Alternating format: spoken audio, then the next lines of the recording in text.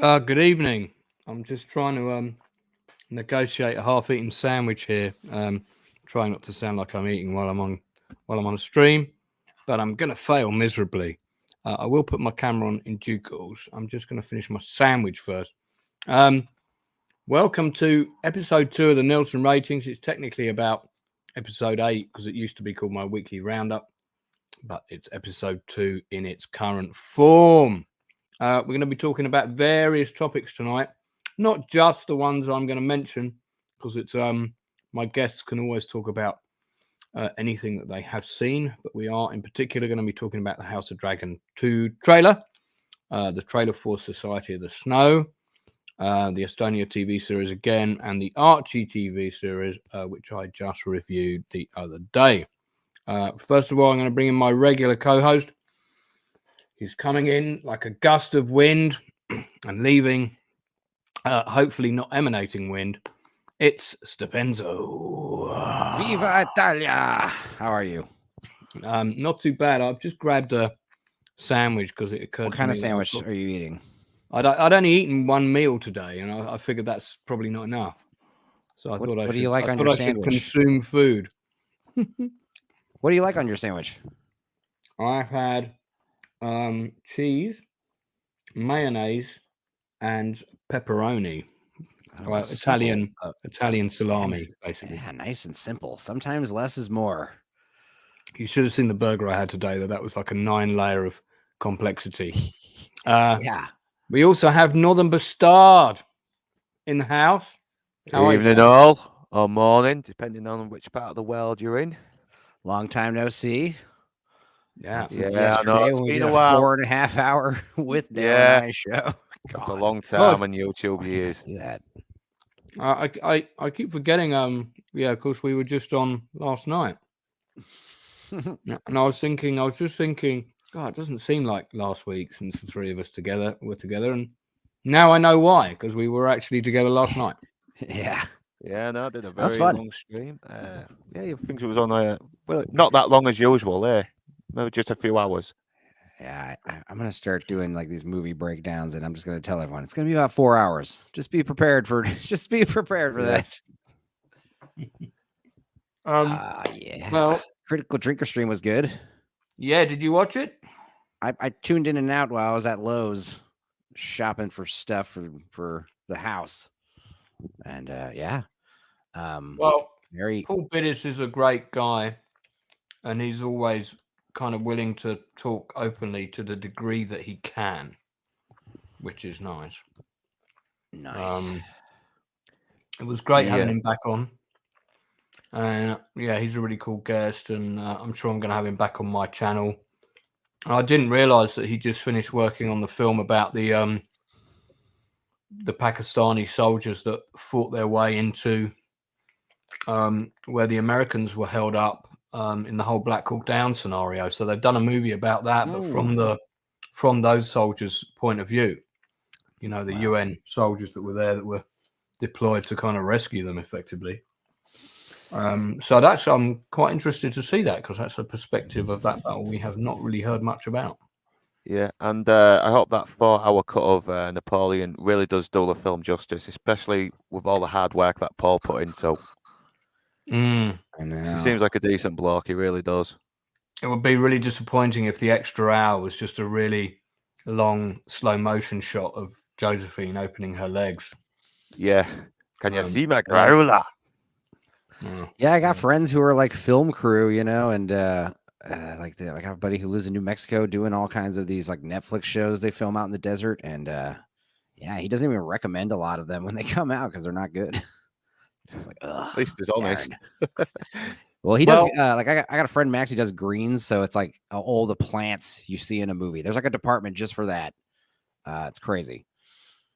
Well, what we are going to do is recommend stuff that we have seen, that we do like, and also to discuss what we think might be good. Now, one of the things that dropped this week, which I was quite keen to see, because I was very impressed with the first season, was the trailer for House of Dragon.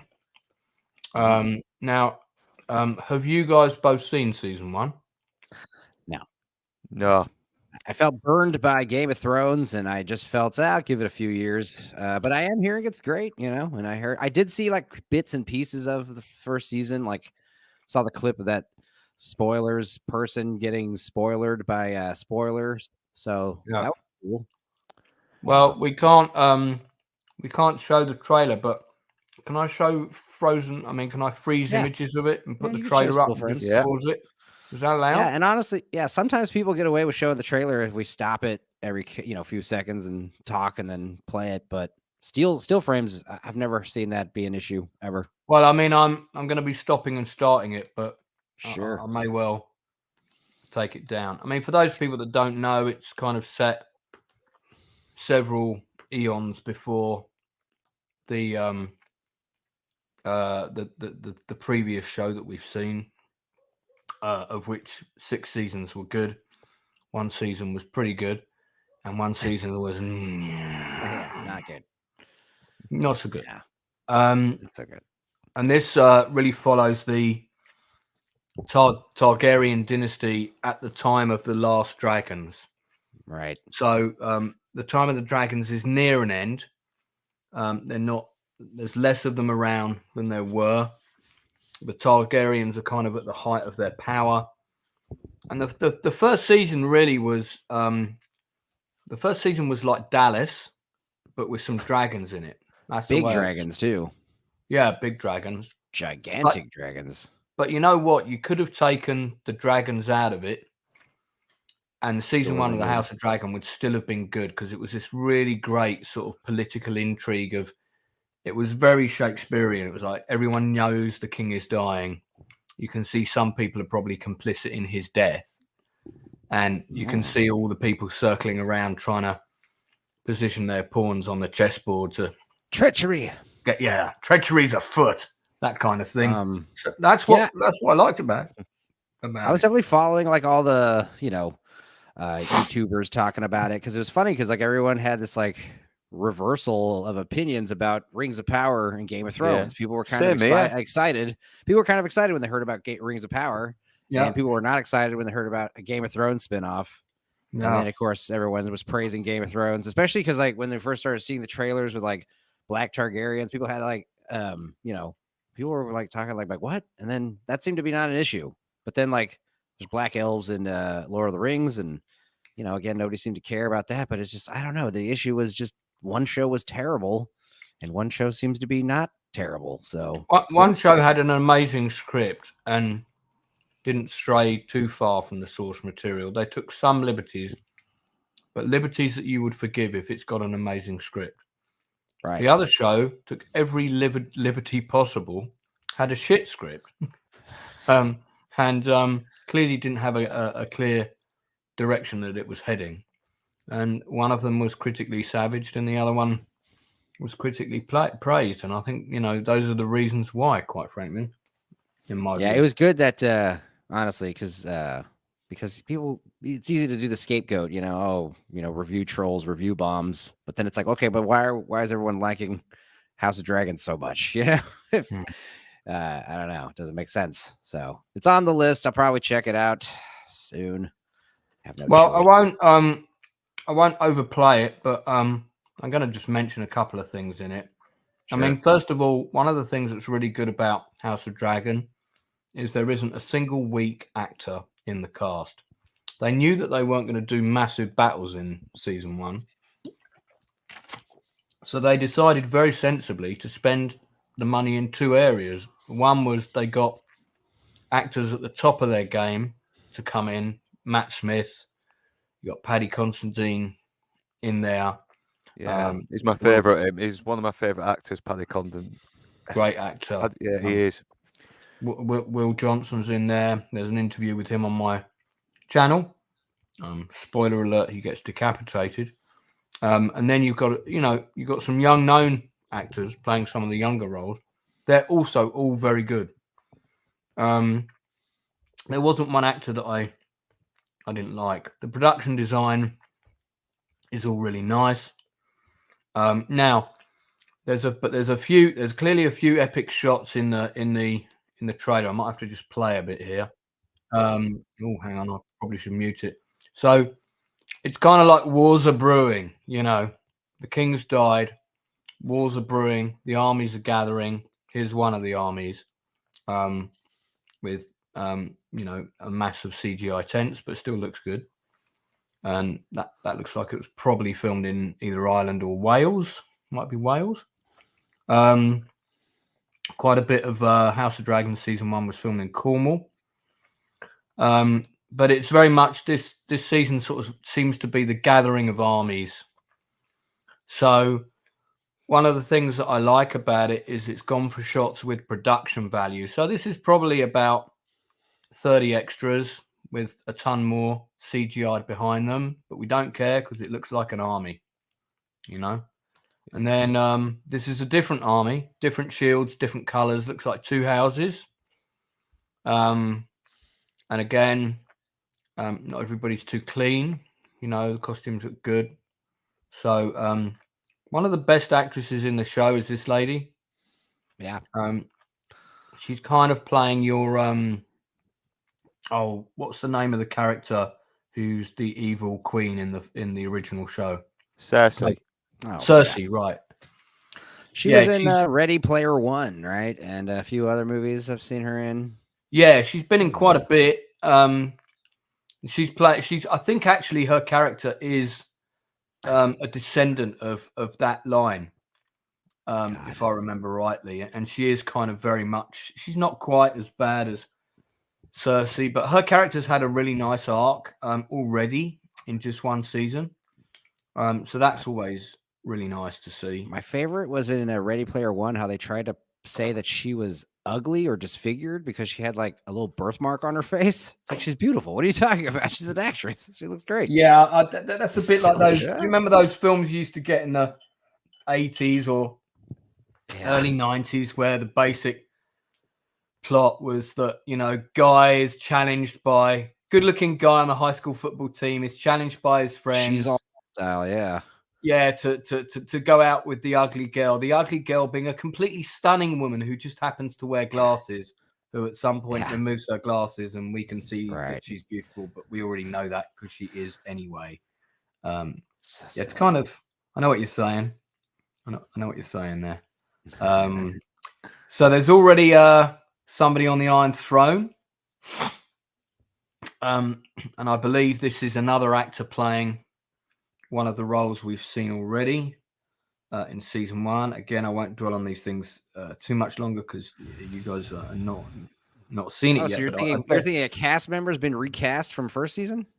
Well, the first season already covers a period of about 30 years.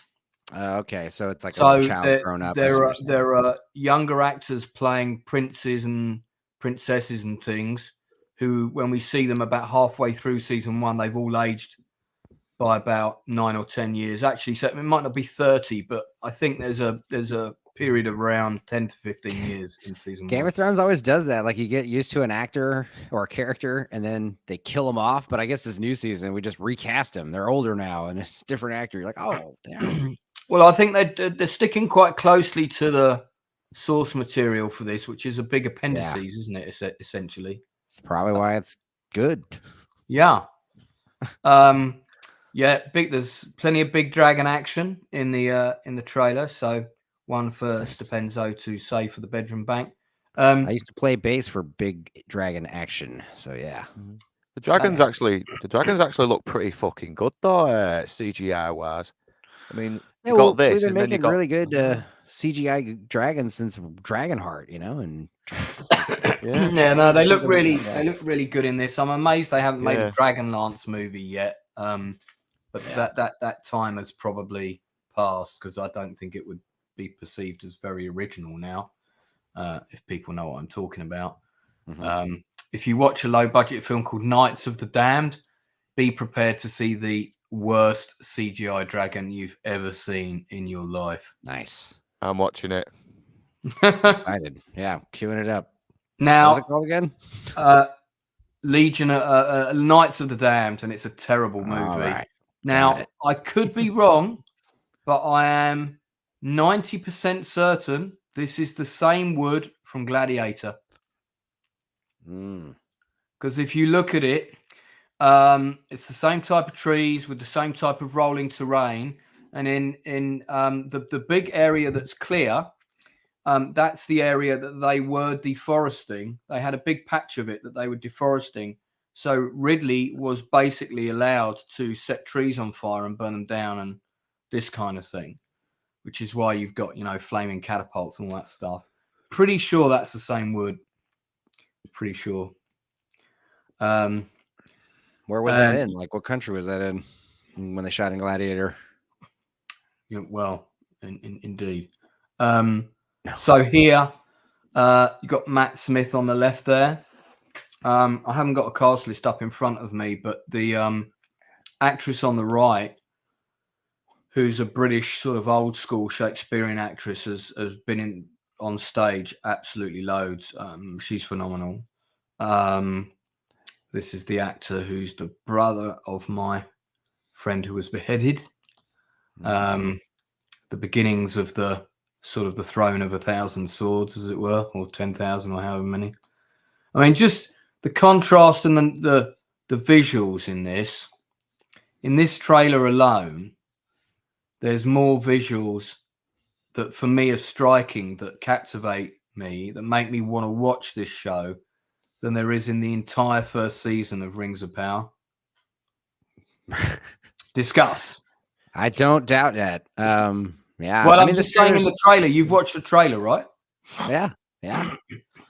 I mean, like it's a classic teaser trailer. Everyone's talking about the Grand Theft Auto teaser that dropped, and people are complaining about it. I'm like, it's literally just like setting the tone, setting the atmosphere. It's like just like you don't know anything until it's closer. But yeah, same thing with season 2. That looks great. This is the Footloose sequence where they play Bonnie Tyler's holding out for a hero. Dance off. Yeah, and the two dragons charge each other. Like the scene with the tractors. Yeah. And one person's got to jump off the dragon before it hits the other dragon. I mean, probably not, but that sounds fun though. Yeah. They just literally have a dance off. Dragons watch. Nice. Plus, when you look at the production value, it looks a lot more grubbier as well. Where Rings of Power, everything looks like it was made on the cheap. But if you look at the costume, that looks like it's gone through some wear and tear. The armor, everything. Yeah. Well, it's real. The Rings of Power stuff, everything has this like airbrushed photo, like CGI glaze to everything, gloss. It's got a very sterile kind of digital look, which actually Napoleon kind of replicated that occasionally in some parts of that film. Yeah. Plus, when you look at Lord of the Rings 20 years ago, I mean, that did not look sterile. Everything looks real grubby. The landmarks, even though it was CGI. Yeah, because CGI in that film was used a lot more sparingly. Yeah. I mean, it's there and it's there a lot, but it's not replacing whole scenes. They did very little green screen, work where it was all kind of a green screen indoor set, and I think your close up battle bits on the Battle of Pelennor Fields and stuff were done like that, but there wasn't loads of stuff like that. They had sets, they had proper sets for everything. I think nowadays I think they're stopping to do this, but it was like a common trend to just be, directors or whoever just be like, you know what, don't worry about it. We'll just have the computer guys fix it or do it. Like, just roll with it. And that's why everything looks so weird and over reliant on CG. Yeah. I like the way the dragon's got holes in its wings. Yeah. In this. I like this one's like his waddle, his big hanging turkey neck. He's like an old dragon. Yeah. This is the really big old dragon that's been around for, I don't know how long they live in hundreds of years. Yeah. Oh yeah. It's been around a long time. So they put a lot of thought into this as well, like every little detail, which is something you rarely get in movie making these days. I agree. So, do you guys think you're going to watch season 1 on the strength of that? Yeah, I'm going to try and start in January. Forgive my cough. I'm going to cough for a bit now while you talk. All right. It's all right. But yeah, I think by January I'm gonna start. I'm gonna start season 1 because I've been hearing good things. I like Paddy Considine. I like Matt Smith. I believe he's a really talented actor who's been wasted in a lot of terrible stuff. And I want to see mature writing, mature storytelling instead of the usual childish rubbish we've been getting recently. Yeah, I mean, I'm sure I'll watch it eventually, but like, geez, there's so many complete shows that are on the list that I need to watch, like Better Call Saul and Barry and Mad Men, and it's just like, okay, I mean, I'll I make want some to watch time for Barry. House of the Dragon, you know. I want to watch Barry. Better Call Saul is brilliant. Yeah, I don't know why people are saying the first series isn't that good. I thought it was fucking great. I've liked I all actually have seasons seen so the far. first. I have seen the first couple seasons of Better Call Saul. I love the Matlock stuff, like the elder law Yeah. stuff. I wish it was more It's like funny. that, you know. I love it. It's very different from Breaking Bad, and yeah, like House of the Dragons. I mean, I hope it's just like, you know, like Game of Thrones, but you know, a little different, you know. Yeah, I heard it's not as gruesome as or full on Darn, bloody I'm as out. the first Never one. mind. But I still want to check it out. I like because I did like these characters in Game of Thrones. I liked listening to them speak. I like listening to them plot against each other. Well, Everything. season one of House of Dragon is all about people plotting to murder. Right. Love it. Right. Here's the Ruthless. Blu-ray of season 1. I've had it for since the week it came out, and I still haven't opened it yet. I have watched it already because I saw it when it came out the show. I'm that way with my comic books. Like, I most of the time I don't take them out of the comic book. I'll just pull them up online and just read a PDF of them if I want to read them. Oh, yeah, I've seen a website about with free comics as well.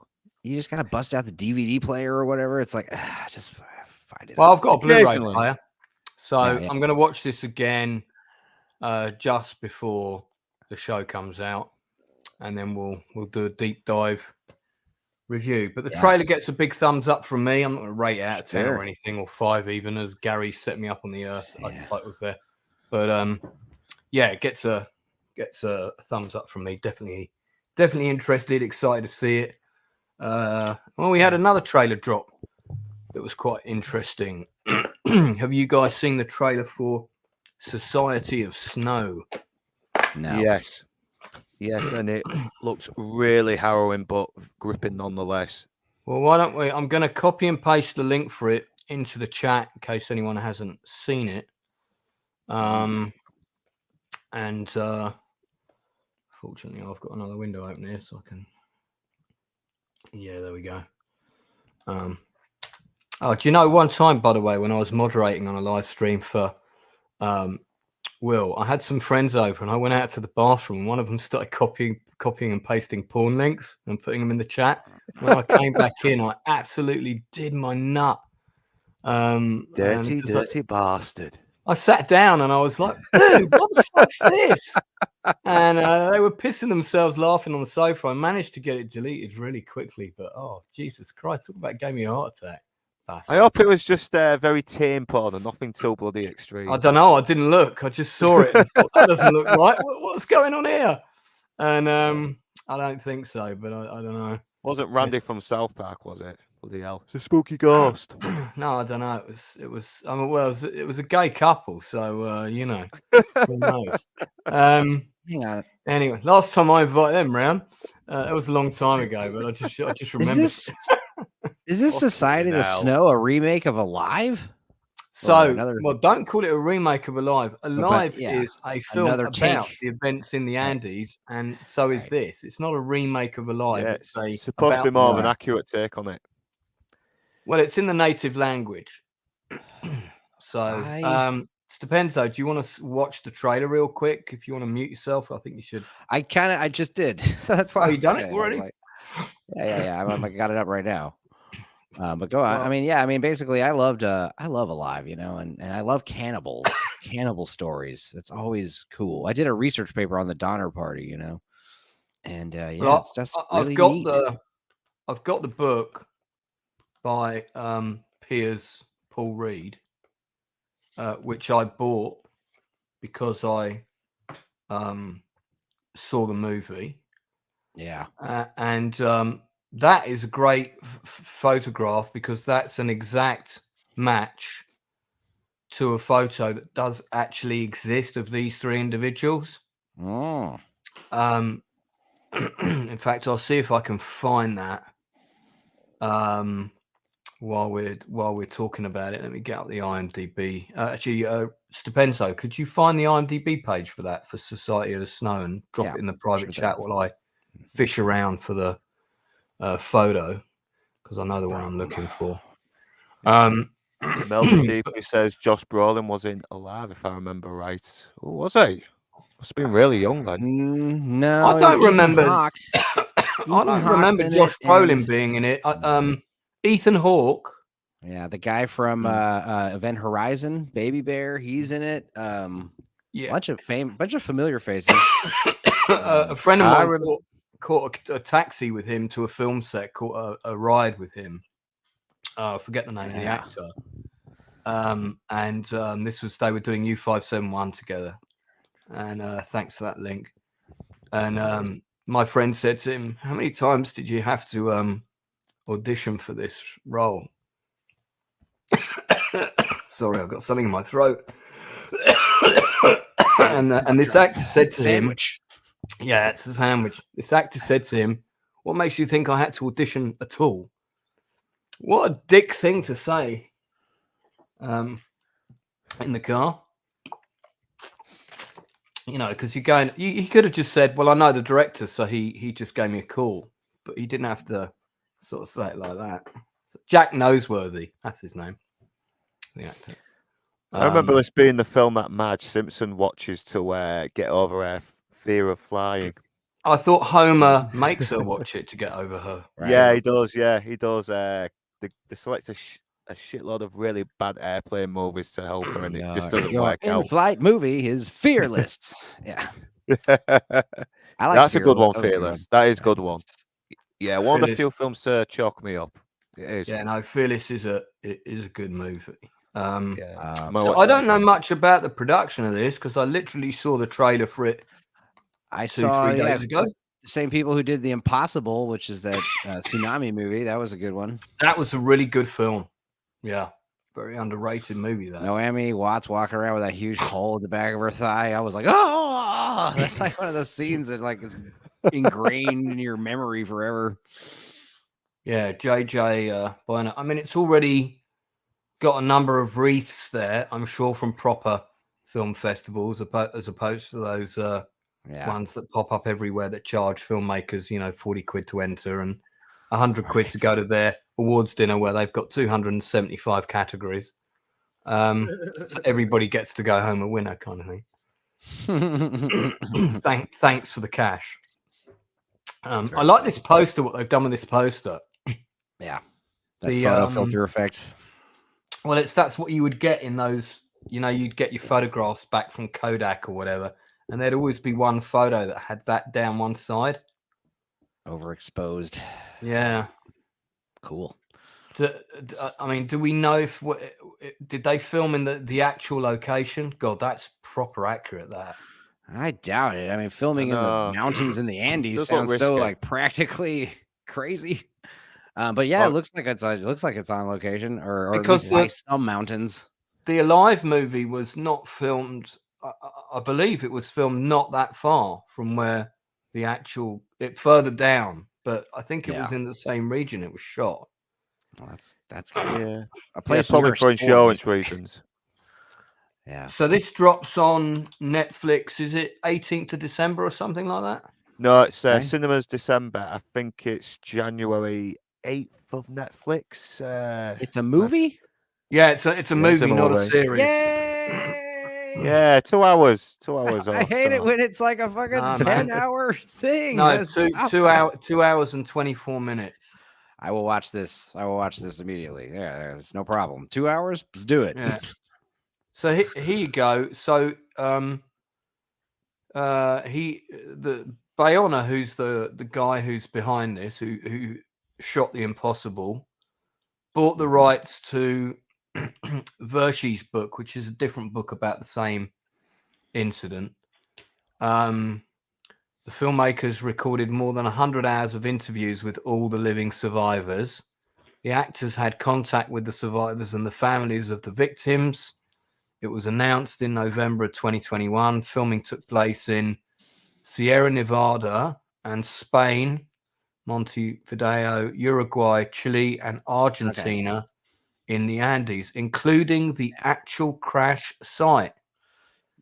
Production had 138 shooting days. The budget was 65 million. A second unit filmed landscapes in Chile for reference for on-set virtual production and post-production. Right. So I bet they probably did like maybe one day there. Yeah. And then recreated the set of the crash, wreckage, probably on a different location. They filmed for one day and realized the place was haunted, and then they left because of the spooky ghosts. Well, it said the production was challenged by the scarcity of snow and the Saharan air layer, which covered the mountain range in orange. 3 replicas of the fuselage wreckage were used. One was placed in a hangar built in a parking lot. Another was buried in artificial snow and supported by a hydraulic crane that allowed it to be moved around.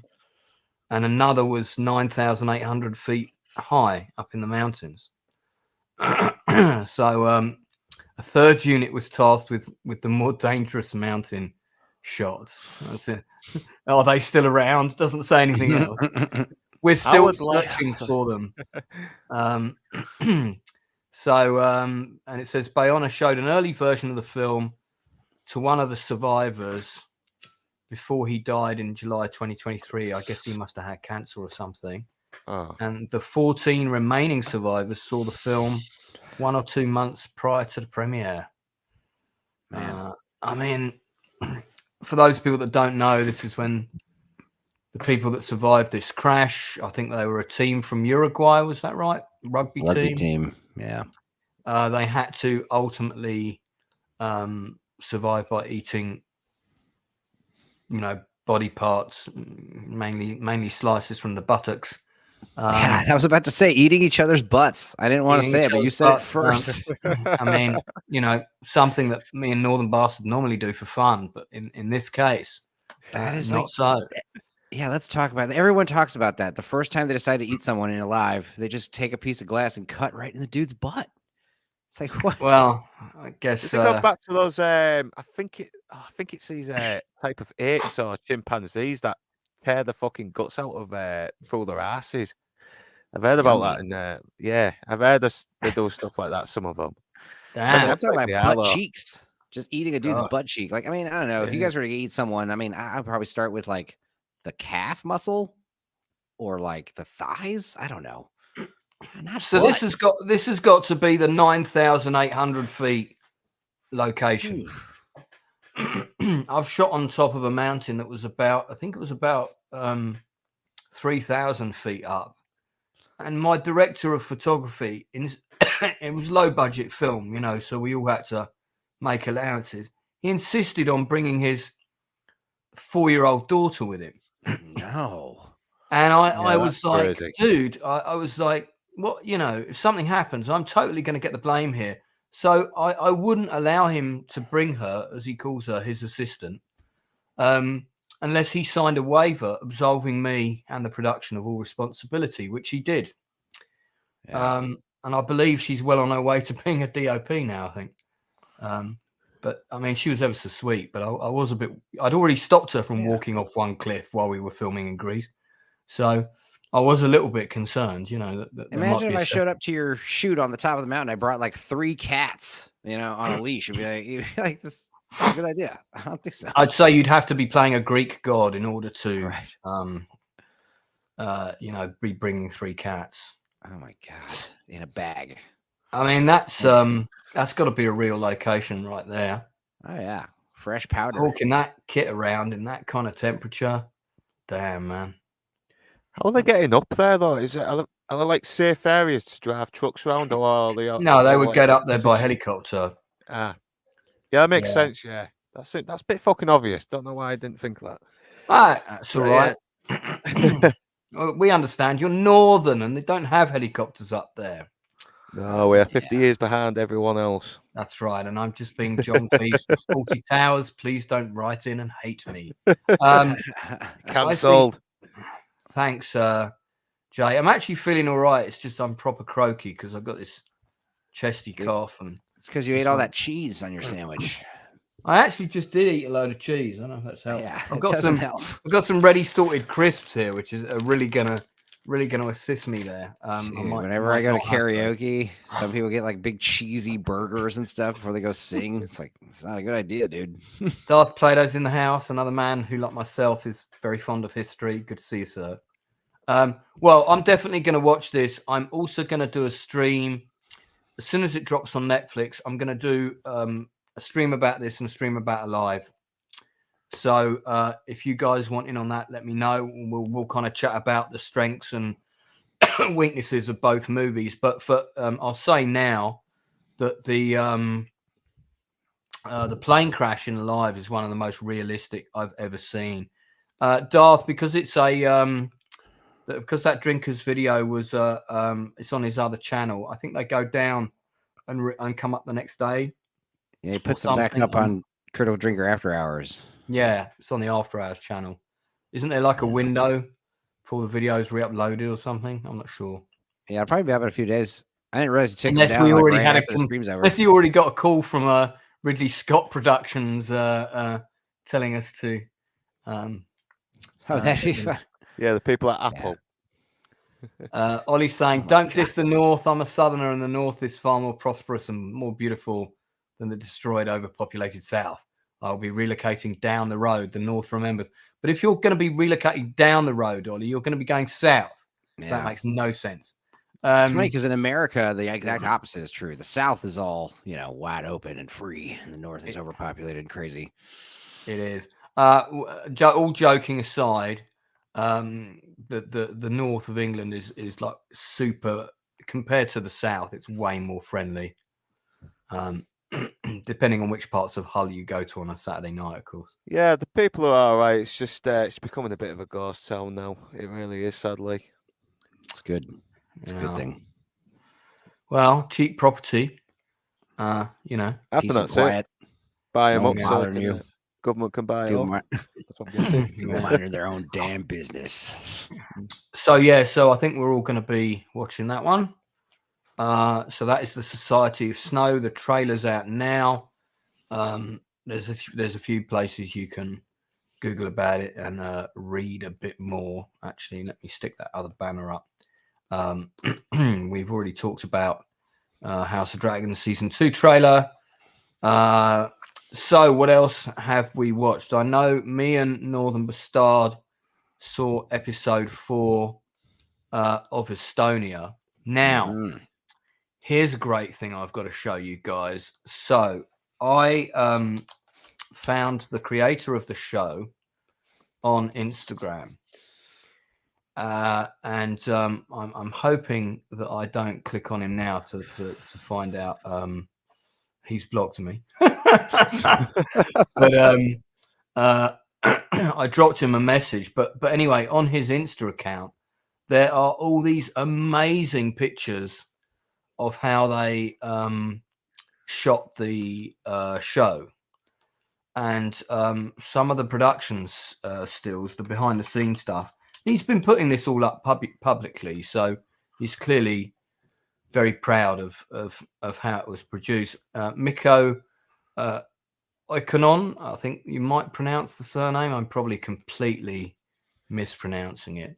I was. I wouldn't even know how to pronounce the actors either, because they've got these very strong worded last names, haven't they? Yes, indeed. And I mean, Danish names are, listen, they're hard to pronounce at the best of times. Swedish and Finnish, equally so. But no, he is still, I am still following him. So good news. So let me show you some of the stuff on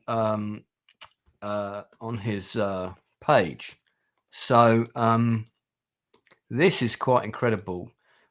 We'll talk about the last episode in a minute. We're going to do a proper stream on Estonia, so we won't go on it too much today. But this is the corridor of the lower deck that during filming, the actors had to negotiate, which simulated that the ship was turning over. So the whole set is built in a tank on a tilting device, so that the set can be, tilted to, I guess, up to almost 90 degrees.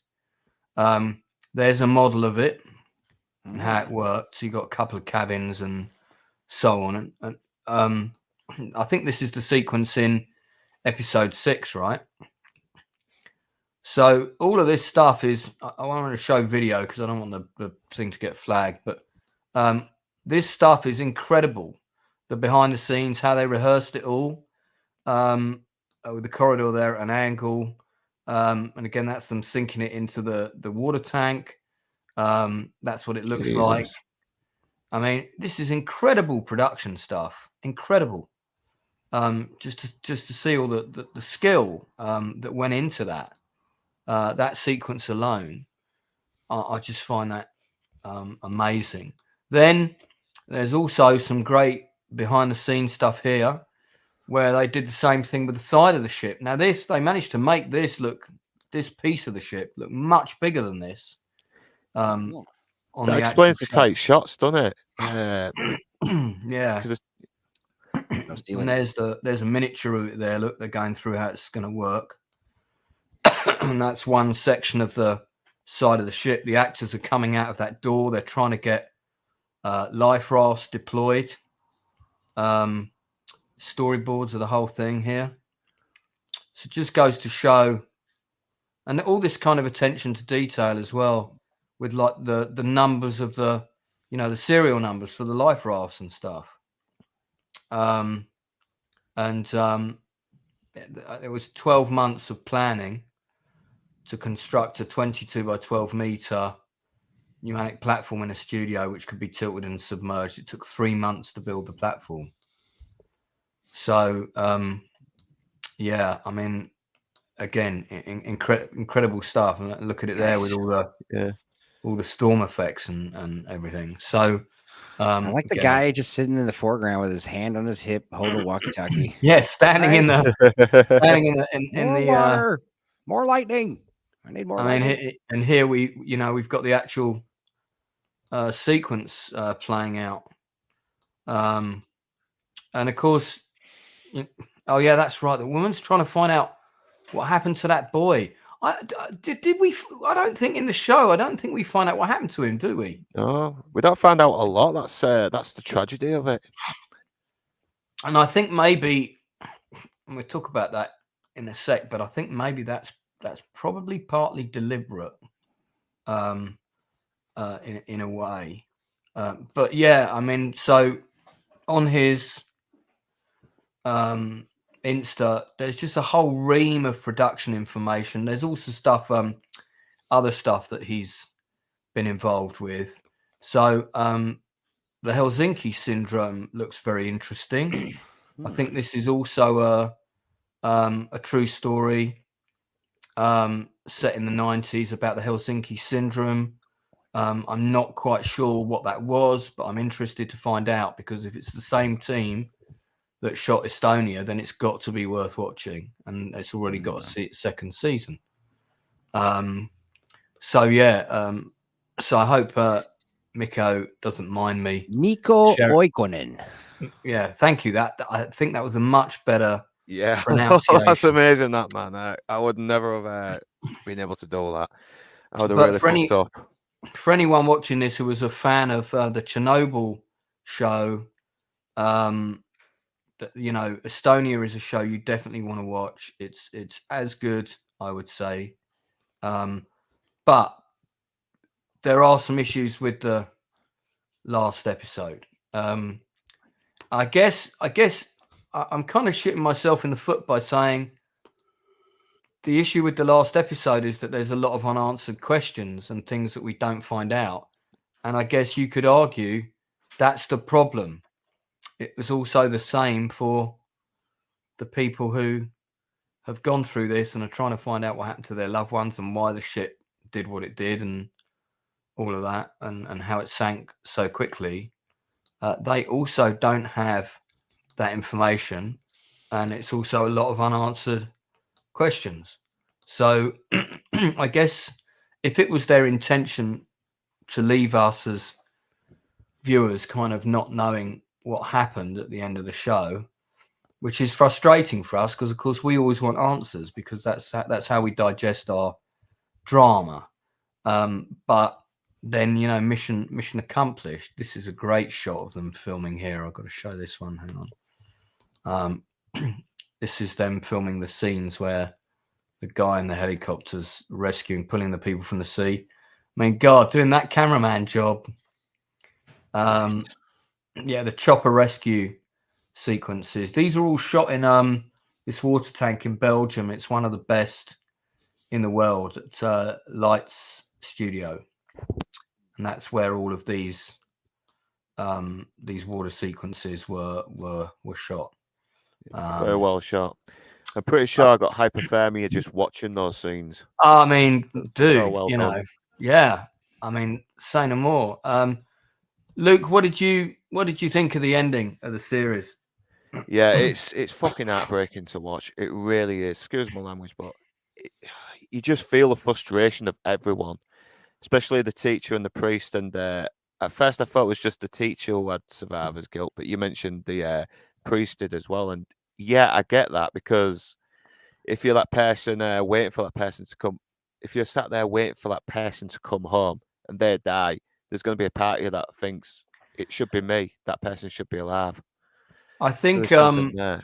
I think there's a medical term for it, and I can't remember what it is, but I had a conversation with someone about this about a year ago, and it's that if you're involved in an event that you weren't necessarily part of, but you know, for example, if you lost a family member at a tragedy, or let's say you knew someone who was there, maybe not close to you, but they passed away, and you decide to get involved because you feel it's an injustice, and you're involved for a period of time, you start absorbing all the grief and all the emotion that everybody else is going through who's even closer to that event, just by your proximity of being involved in it all the time.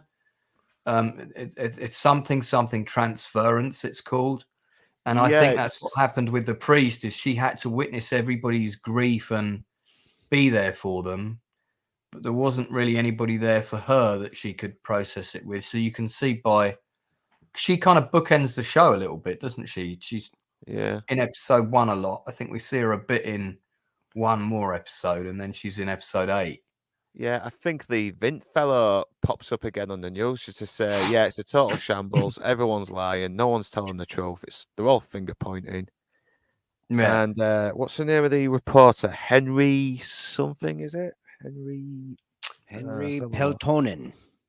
Yeah, and you can see his frustration. This job is just defeating him. It really is. He's trying his best to find out what is happening, and he's getting nothing. All he's getting is corrupt bureaucrats covering their asses. Are you talking about this character on the left? Yeah. See Nicola. I don't think he's a reporter in the show. I think he's actually an investigator. Or yeah, no, he's an investigator who's trying to stay neutral. And he's the version that Northern English Bastards is watching has like incorrect subtitles. Apologies. Yeah, he's probably watching the Russian dubbed version. No, it's probably my mistake, because I just might be a Mandela effect, but I knew he was like some part trying to get to the bottom of it anyway. No, he comes across as a reporter in the show because he's the only one looking for the truth. Yeah, Mandela effect doesn't mean you forgot something. That's remembered it wrong. I remembered it wrong. Forgot it. Yeah. So yeah, hi Leroy, good to see you, mate. Thanks for popping in. I'm doing all right. Got a bit of a chesty cold, so a little bit under the weather. You just need a lozenge. You'll be all right. Yeah, this actor, Peretti's film. I may not be pronouncing that correctly, but anyway, he's very good, and I have a feeling we're going to see him in a lot more stuff. He may even make the transition to the big US of A. Who knows? I'm going to be doing a stream about the whole show at some point, but we'll talk about it more then. But I mean, yeah, the ending leaves you discombobulated, probably deliberately. I know quite a lot more stuff has come out since the timeline that the show presents, and I felt we could have been told a bit more about some of those things. At least it was mentioned by one guy that they believe that a collision could have happened, because that's one of the theories that the ship might have collided with a submarine, and that might have been what ripped the bow off, because it was the height of the Cold War and there was a lot of Russian submarines in that area, and it's entirely possible that that did happen. So you never know, but I guess the truth may never be found. But I recommend it. Northern Bastard, recommend. Yes, I do. It's harrowing, but it is very gripping. I believe it's going to be on Netflix next year. It's currently on various Nordic and Swedish, Finnish channels, which you can only access if, like me, you've got a Scandinavian surname. All right, let's move on. What have you seen this week, Stepenzo? Well, anything new on this? Since we're on this disaster kick, I did watch -1 this weekend with the old missus, and yeah, it's good. It's great. You're talking about Godzilla, baby. I've been hearing really good things. I really have. Yeah. I might be in the minority here, but I did like Shin Godzilla a teeny tiny bit more. But this is one of the best movies of the year, hands down, easily. It's fantastic. It's one of the first times the Godzilla shows up and you're like, hey, I was watching the movie Godzilla about these interesting people doing something fun and not fun, but interesting and, like harrowing and actually like, yeah, something we're invested in the characters. Usually the Godzilla human subplot is like, I don't know, boring or over. Yeah, you're just waiting for the monster to turn up kind of thing. Yeah, this time Godzilla shows up and you're kind of like, man, I was just getting into this. Like, no, I'm just kidding. Godzilla's fantastic. He looks great. I think the big reason why I like Shin Godzilla much more is this is like the second shortest Godzilla ever. We're doing the 1950s 50-meter tall Godzilla. And then in the 80s, he becomes 80 meters tall. And then by the 2000s, he becomes 100 meters tall. And yeah, like he does have some great atomic breath. He's got some great special effects. And I think the main reason why it's such a good movie is just really showing, Hollywood that their formula is broken. It's not doing it. These cheaper, better movies made by people who actually care about what the hell they're doing. It's just so much better. And yeah, Godzilla, obviously, like the idea of that thing being twice as big, that might be a bit too much. But I do love Cat-Face Godzilla. And I'm glad Cat-Face Godzilla's back because it's just always been his classic features. That does look like an angry cat in that shot. Little cat face. He's got puffy nose and cheeks, and sometimes he literally has little pointy ears. But it's like if a cat, mated with a poisonous spine fish. That's what you get. Sometimes his face is a little more lizard-like, or like the American legendary Godzilla. I think his face is very bear-like. It looks like a bear. But yeah, point is that movie was great. One of the first times I was excited to go see something in a theater, Yeah. Like if I had a chance to watch it on the TV, I probably still would have wanted to go to the theater, Yeah. Keith says it's spent 50 million on the CGI for this a lot. No, was it on the movie or the CGI? The whole movie cost 15 million. Period was the budget of this movie.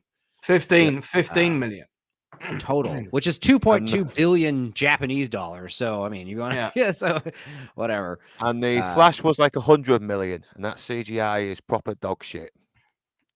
Yeah. And what's crazy is I don't know. Yeah, I loved all the throwback stuff. The score was great. The old school Godzilla sounds, the deeper like bellowing sounds, and a lot of like crazy explosions. But yeah, Hollywood sucks. I feel like Japan's gonna be taken over, man. Zombie's saying 15 mil. Tommy, I've got you down for the movie quiz on the 18th of December. Let me know if it's still coming.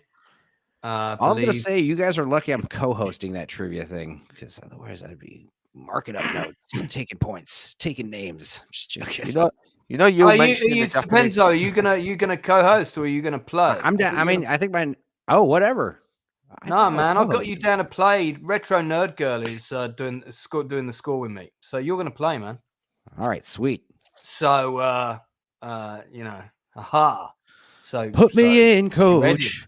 Anyway, Blue Collar Loser, hey, Blue, sending me super chats at the time when I don't have to do a super chat catch up. Thanks, Blue. So these are the golden years. The biggest FU to Hollywood is the fact that this film was made for $15 million. How is Marvel and Disney and DC spending that money on shitty CGI? Well, the answer is that they're not, because a lot of it goes to producers' salaries and other inflated salaries. But by the time it gets sifted down to those hard lackeys, have you seen how many people are on the credits of those CGI Marvel films? Do you imagine how much each of them is getting paid per hour? It looks like the Vietnam Memorial every time the credits roll for one of those movies. Yeah, so they're not getting paid a whole bunch.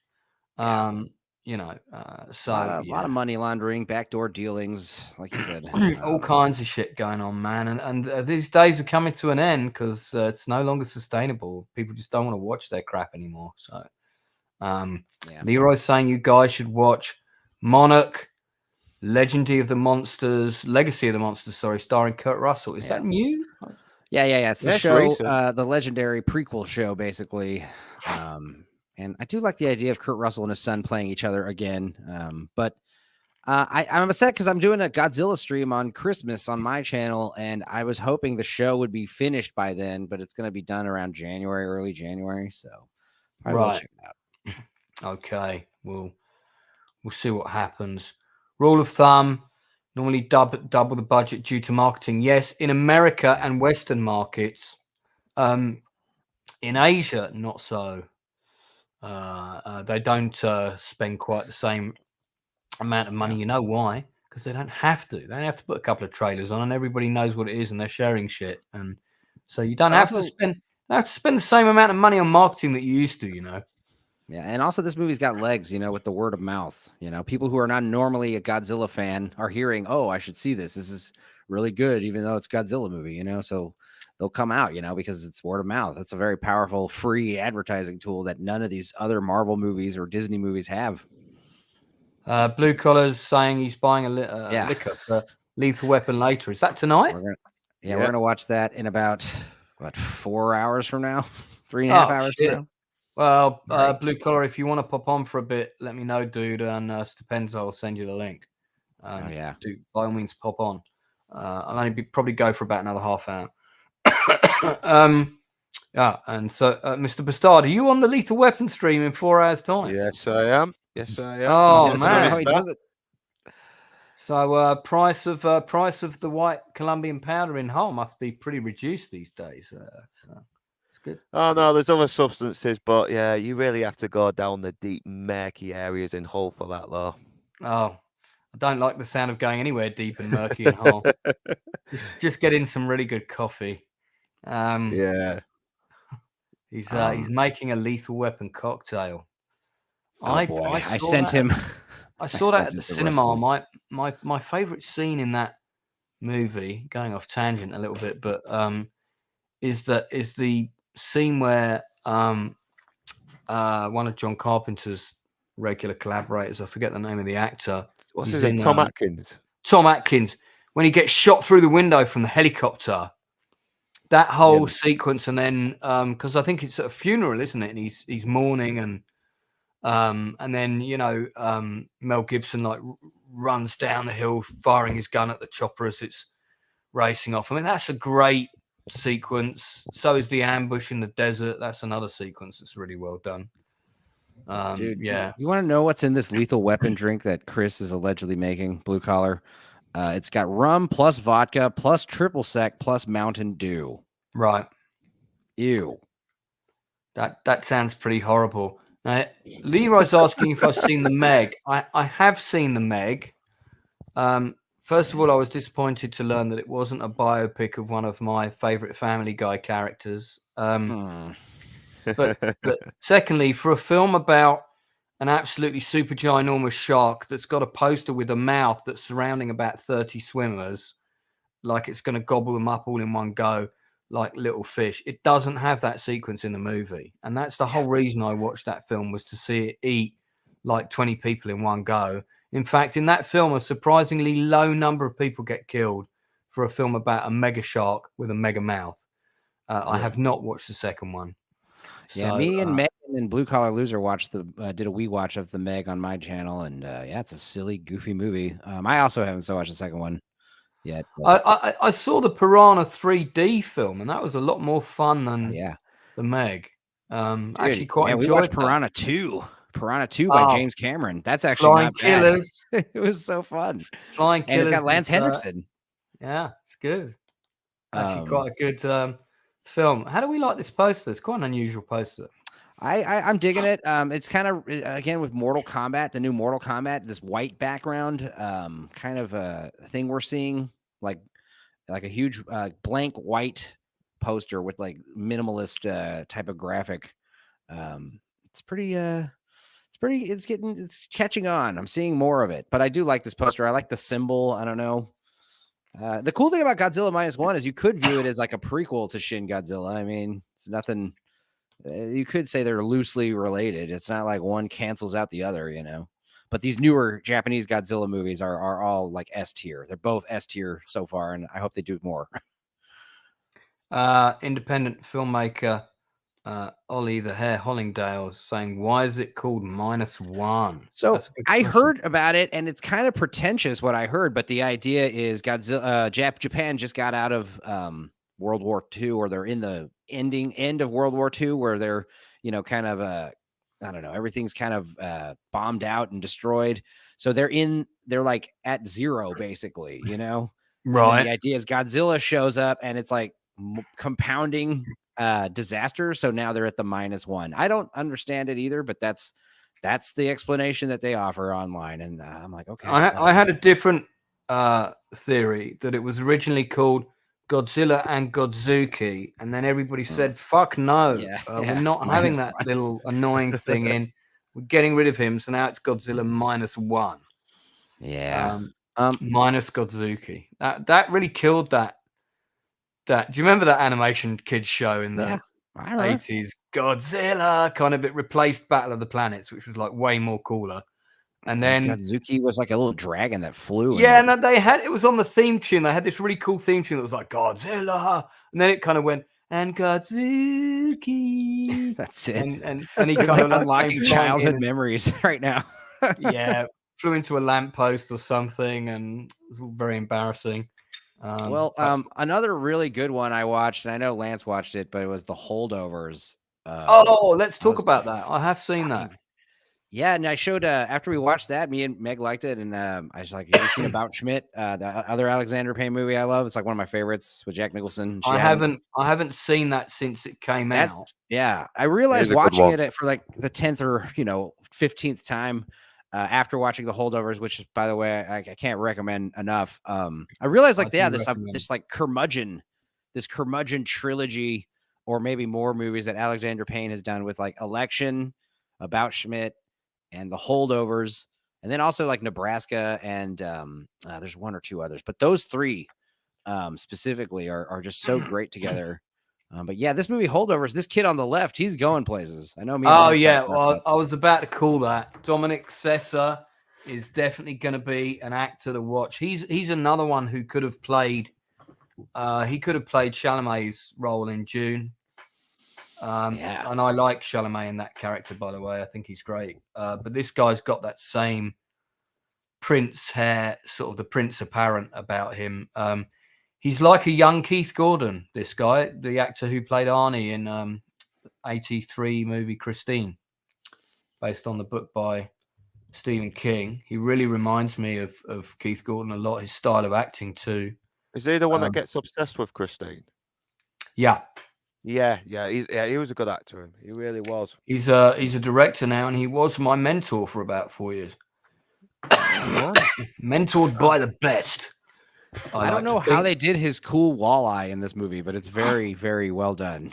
It's like, yeah, he's got like a lazy eye. like a contact, I think it is, but it's like me and Megan were like, is that real now? Is he just old and he has a wandering eye? Well, I did worry. I did sort of think maybe because he's not a young man. No, I was relieved when they start mentioning, like, making fun of him about it, the character, and I was like, oh, okay, it's like a character trait. Maybe it is just a really convincing contact lens. But yeah, great movie, great kid. This kid was so funny, like, especially when he was like having his little, like, I don't know, he has like little moments where he's like all frustrated and freaks out a little. And it's just like, God, I laughed so hard watching this kid. Has Paul Giamatti ever done a bad performance? No. Even in bad films, he's always good. I mean, Lady in the Water is awful, but he's still pretty good. Yeah. It was like the first time I ever saw him. He's amazing. But what was it? We were talking about Sideways, how like that's obviously one of the greatest. Love that film. That is great. That movie was so popular and so well received, and Paul Giamatti was so great that like literally that movie was responsible for the sales of Merlot to decline for a while. People stopped buying Merlot because that movie. It's so funny. I mean, yeah, and I think also that area of Northern California did really good business because of that film. Like the Windmill, that restaurant, that's a real restaurant.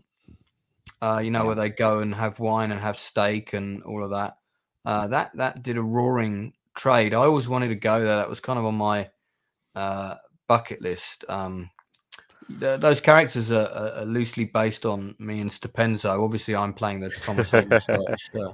It kind of does what with Neil and I did great, and that's just have the comedy come from the characters and how they're reacting their situations. Mm-hmm. That they had such good chemistry. Exactly. All of the actors in that.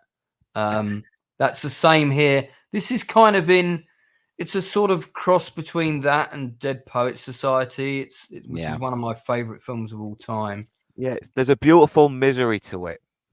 That's a good description. Yeah, the curmudgeons, there's always, and especially for a Christmas movie, like it's so perfect. It's a wonderful Christmas movie. And then also like the other thing that you notice is like, I was making fun of this when we watched The Worst Witch, but like it's very common in English movies, like coming of age tales, like they tend to take place in boarding schools. And sometimes those boarding schools happen to be, magic or whatever, but it's always a coming of age tale, like coming from boarding schools is normal in the UK across the pond. But like in America, you don't get too many boarding school setting stories. No, that's because the time period in which this is set is just after or during the Vietnam War, if I remember rightly, and that's when you had what was common back then was what were called the Ivy League prep schools.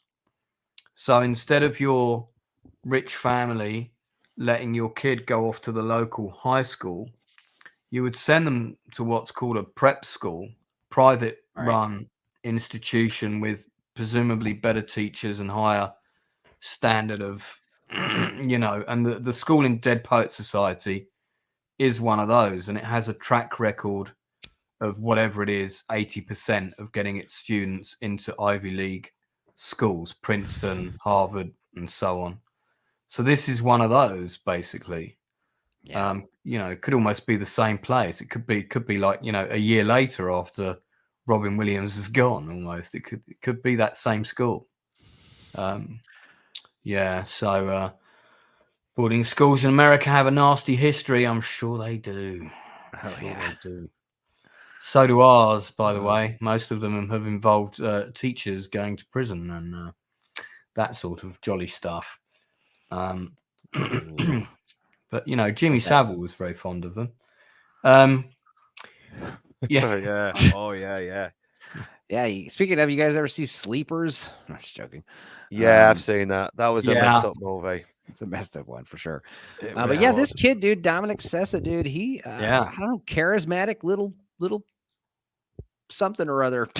He's gonna do really well. He shows a kid. A big bottle of Jim Beam in the background there. Yeah. I thought this actress was very good. Yep. Divine Joy Randolph. Yeah. Very, very, very wonderful holiday movie. I have a feeling it's going to be like top 5 favorite Christmas movies after I watch it a couple more times. It was I great. mean, I don't think it's released here though. Just yet. I think it says it's going to be released in January 19th, 2024. So yeah, you might have it a little early there, Stupenzo. Yeah, I'm so glad I was able to get round to Penzo's house and we were able to go and see it together. Yeah. Yeah. I got other ways of seeing it before it comes out. We I'll just have to try. yar, mateys. Wink, wink. Oh my God. I would never do such a thing. No, never. No, I'm talking allegedly. Yeah, I don't know. A lot of pictures from this liquor store. It's funny though, because this movie, I didn't really know what it was about. I just heard it's Alexander Payne. It's good, and I was like, cool. And I think I saw. I didn't know anything about it either. And I saw a couple of stills, and I thought, oh, kind of looks like Dead Poet's sort of teacher, you know. I went into it relatively blind, and I was pretty happy with it. Very happy with it, actually. Carrie Preston is a good actress as well. I like her in this. Mm-hmm. And there's that moment where there's that crushing moment where Paul Giamatti's character thinks he might have a shot with romance with her, and then her boyfriend comes in and gives her a kiss at the party. Do you remember that bit? Yeah. Mm-hmm. And you just see his face, and he's crushed, and he's like, "Yeah, girl like that, never gonna be with me." Yeah, you're stupid even thinking she was interested. Goes slaps himself. I'm just joking. We were just talking about Gladiator 2 on the Drinkers channel. Hannibal. Yeah, when I first heard the news, I thought they were casting Denzel as Hannibal Lecter, and I was like, honestly, yeah, sure, why not? But Hannibal in Gladiator 2, I don't know. I don't believe anything I'm hearing about Gladiator 2. Sure, if I see a trailer or an official poster, I'll believe it. But oh no, I mean it's shooting right now. I've got a friend on it. We just interviewed the military advisor for it, and he's in Malta now filming it. They already shot about 60% of it before the actors' strike. They had to put it on pause, and now they're back filming the rest. And him playing Hannibal Barca is better than him playing Hannibal Lecter. I don't know. Basically, stop doing Hannibal Lecter. The story for Gladiator 2 is about Lucius, the kid that you see in the first movie. Why they didn't cast that actor? Because he's a really good actor now, very strong. You will have seen him in Animal Kingdom. I don't know. They've got another actor to play him, about the same age. It's like, what happened there? But I guess he wasn't available or whatever. That's how I picture Northern Bastard's wife having a fag while he's on YouTube. She's actually very sensible. She doesn't even drink either. I'm the bad cigarettes. I'm the rough one. This is this bit of the film is ball crushing for the guy. It's like, yeah, my rich dad's coming to pick us up, and he's going to take us all skiing in the in Colorado or wherever. Want to come? And like the only parent that they can't get hold of is this kid's mum, who's actually on her honeymoon, which is why she hasn't come to pick him up for Christmas. And he's like, please call one more time. Please call them one more time. And Paul Giamatti's guy does, doesn't he? He tries to get through to them for him and doesn't. But hey, then he would have missed out snogging that girl at the party, so it's not all bad. Is it set in the 70s as well? Because late 60s. Isn't it 1973? 1970 even, right? 1970 even. That's what it is. Yeah. There you go. Yeah. So, Stupenzo, what would you give it out of 5 or 10, whichever score you prefer? Like a solid 8, 8 or 9 even. I mean, Alexander Payne. His movies are a little like they got a formula that he does, but there's definitely a few of them. Like I said, Election, About Schmidt. This one, do like The Descendants, another good one. But yeah, those movies are fantastic. This movie and Election, like back to back, like that's a great, very strange double feature that I think would be fun. Yeah. But yeah, good to see you, not be Ryan. Good to have you in the chat, man. Thanks for looking out for us earlier. That was a good joke, Brian. Yeah. So, I think this movie was great just because it's like well scripted and it's legitimately funny. It's a good script. The legit laugh out loud moments brought on totally from character moments and dialogue. That's what I like. I'd give it I'd give it a solid 8 out of 10. If I was doing it out of 5, I'd have to give it a 4. Sure. Yeah. So it's not going to be everyone's cup of tea, but if you like good writing, good characters, and kind of black humor with a bit of a Christmas story and a goodwill message blended in, you're going to like this movie. I think most people will like it. Most people will like it, especially if you're a fan of Paul Giamatti. And as Stepenza and I have said, look out for this other actor. He is definitely going to go on to big things. Dominic Sessa on the right there. That's my face when I saw my electric bill. That's a very accurate representation of my utilities bill reaction face. It's pretty similar to that. Okay, so you saw the holdovers. You seen anything else? What about you, Bastard? Just mostly old stuff whenever I get a chance. It's such as Christmas. It's Christmas. You want to watch all the old things. So also been watching a bit of Lethal Weapon before Tuesday, anyway, because it's just a classic. It is. Mm-hmm. And what else am I trying to watch? You know what? I have no idea. I got bloody drunk and I forgot.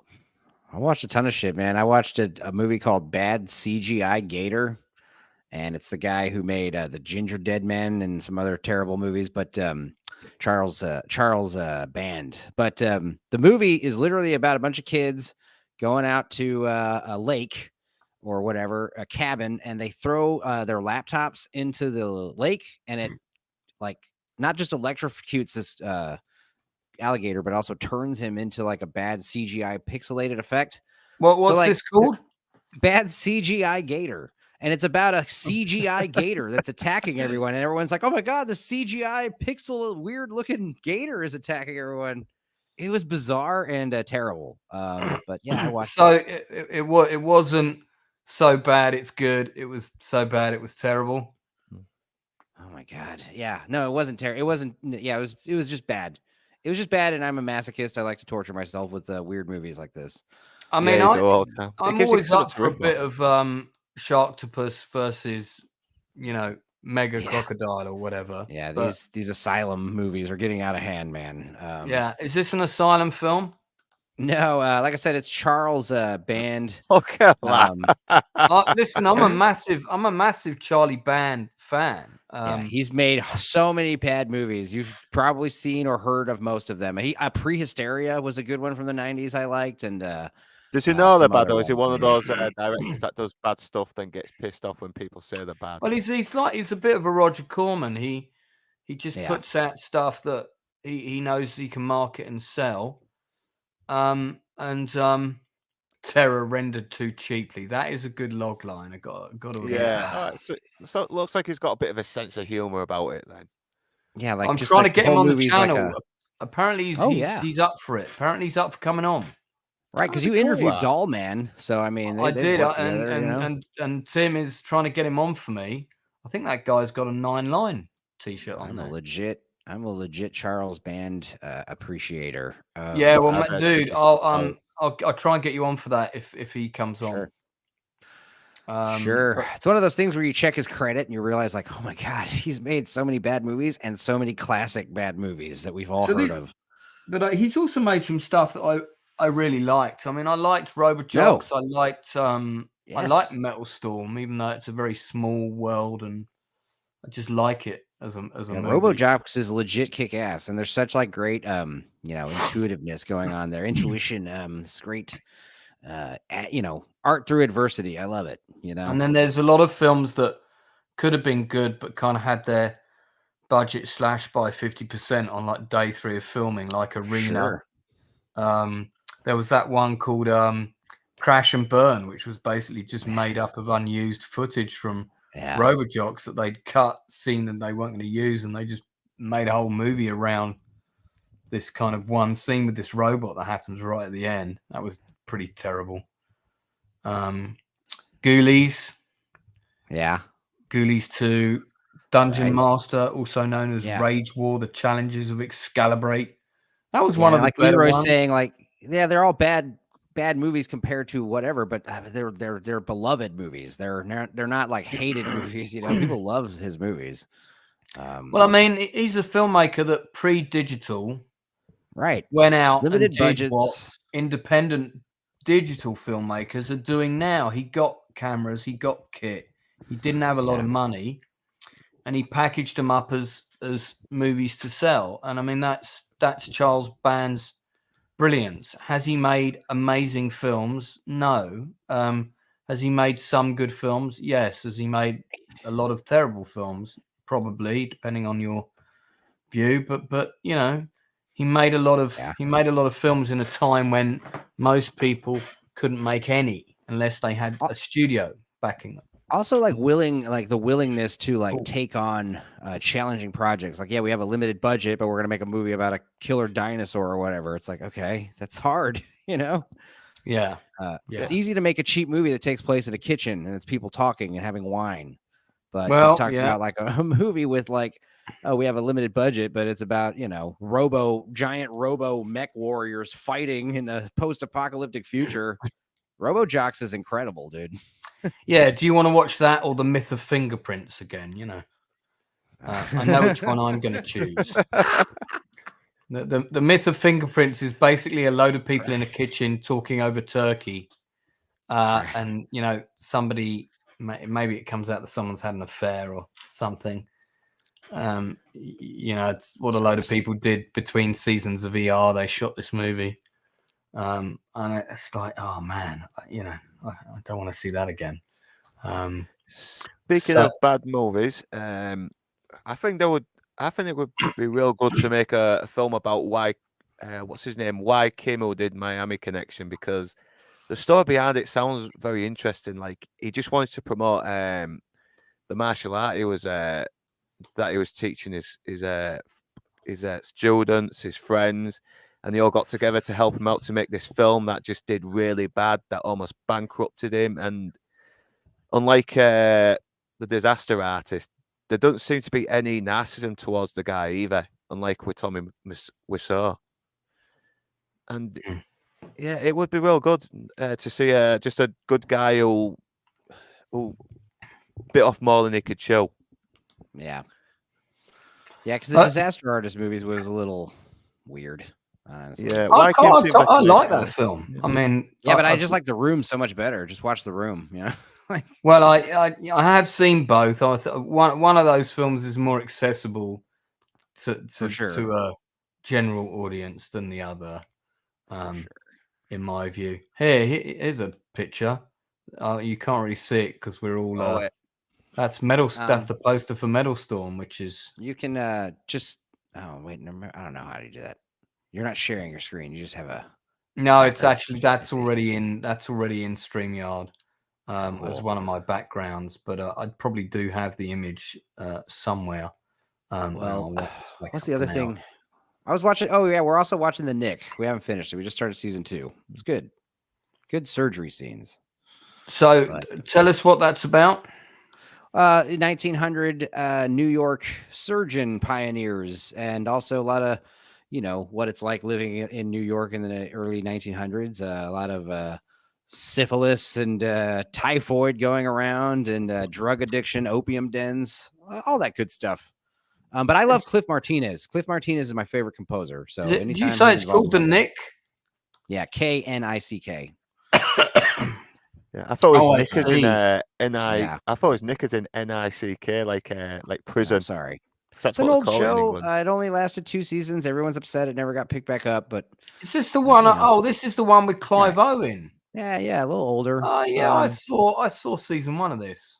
Yeah, we just started season 2, so yeah, season 1 was cool, and I love, like I said, Cliff Martinez. His music's always great. I don't really know if it like vibes well with this show, with the modern, like, kind of electronic ambient music. I don't mind it. I like it. But yeah, like his other scores like Drive and Solaris and Traffic are like 2 of my favorite scores of all time. So cool. I'll just listen to it. It's Cinemax who did Banshee. So is there a high proportion of violence and nudity? Yeah. Not too much nudity, but the violence, it's like the surgery scenes are amazing. I don't know how they did some of them. It's definitely like a combination of props and makeup and CGI. Real good stuff. And also Steven Soderbergh, directing most of these episodes. A little heavy on the handheld camera. But other than that, I mean, it's solid show so far. Well, that's 2 seasons. You can check that out. What are you watching that on? The internet. Okay, I don't cool. know what it's so on. You can watch that on the internet, wherever somewhere. you may find it available. Somewhere. It's different for yeah. everyone in different countries too. It's like I can recommend it on Netflix if it's on there, but then you know who knows? It's so weird. I've just one of my remembered what I mods- watched as well. I Go just on. remembered what I watched again. Kiss Kiss Bang Bang. Yay! Somehow that's still the old underrated. movie. Yeah, Robert Downey Jr. and Val Kilmer. Right. Yeah. Very good dark Fantastic. Christmas movie with by Shane Black, with very funny dialogue and a shitload of dark humor, which is what I love in the Christmas movie. Yeah, we mentioned it yesterday how we saw that Val Kilmer documentary, and Kiss Kiss Bang Bang Bang. It's like he's so great in that one, dude. No, that was his last great role as well. Well, and maybe until he returned as Iceman. That was his last sexy role he had, where he was still had his Val Kilmer-ness, you know. Yeah. Because after that, he started doing some made-for-TV movies with his coke bloat was stirring up. He starts getting fat in the face. It happens. I know. And he lost weight again though, but then he started getting throat cancer, and now he speaks over voice box, doesn't he? Yeah, that's a bummer. That.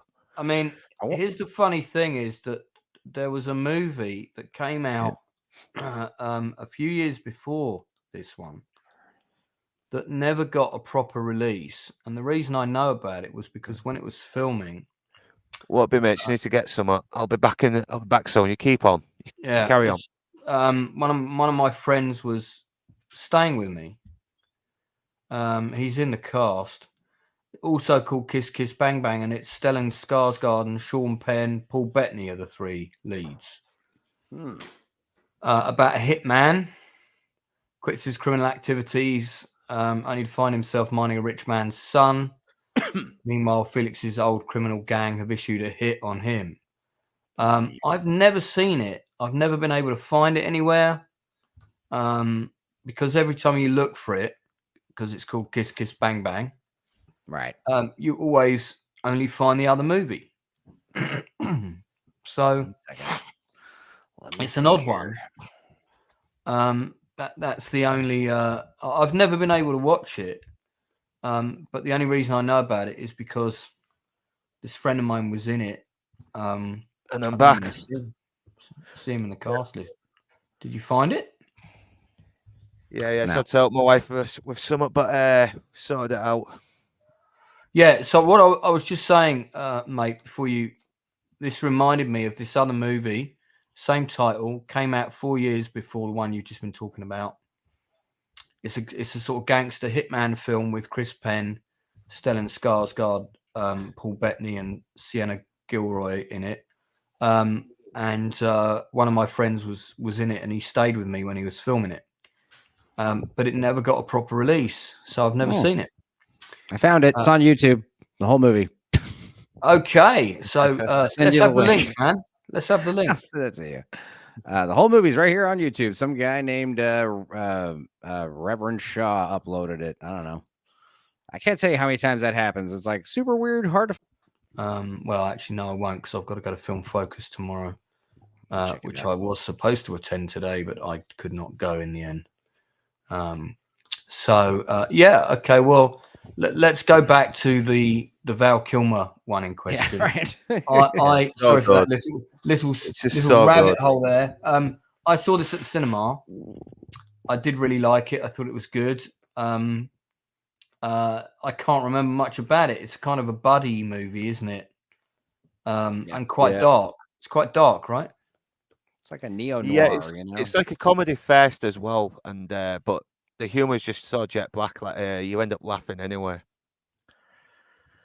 But yeah, these two are so great together. Val Kilmer, he's obviously not. He doesn't like this guy. He's basically just there to work with him, but they work so well together as these complete opposites. I wonder how they got on the actual shoot, the two of them. quite big, strong personalities. Robert Downey Jr. would have just come out of rehab by this time. I think. Yeah. It was just getting back in the. It was just getting back in the. Trying to make his comeback, and that was before Iron Man. But Val Kilmer, I don't know if he still had a bit of an inflated ego by this point, because I know right after, like Stupenzo mentioned, he started doing all his made-for-TV DVD movies. Well, he got blacklisted at one point. Unofficially, of course, because it's never official, unless it's by the House of Un-American Activities Commission or whatever. But yeah, no, I mean, if you so let's say you've got 10 top producers working in Hollywood. Well, trust me when I say that, once in a while, these 10 top producers get together and they will have a chat. They'll probably have a party at someone's house or whatever. And, what are you working on? Oh, yeah, I was working on that film with Dave Smith, fictional name. How's that going? Oh, he's playing up. His budget's gone over. It's got, doesn't come out of his trailer. When we get him there, he's only good for 2 takes, etc., etc., etc. Right? Causing problems. Yeah, and so those people that hear that story go and tell 10 other people that story, who tell 10 other people, and pretty soon that person finds that, well, when that name gets suggested in meetings, people go, yeah, okay, let's keep him in the mix. Could we also look at Harrison Ford? Can we also look at so and so? And it does happen, and for a while people won't work with you. And Robert Downey Jr. went through the same thing as that. There was a time when I know that to get him in the Chaplin movie, Richard Attenborough had to really fight for him. He had to get all kinds of guarantees of him doing rehab and being clean and drug tests and all of that. It was good that he did, because I think that was the film that turned his career around. Yeah, I think he got nominated for an Oscar, didn't he? Yeah.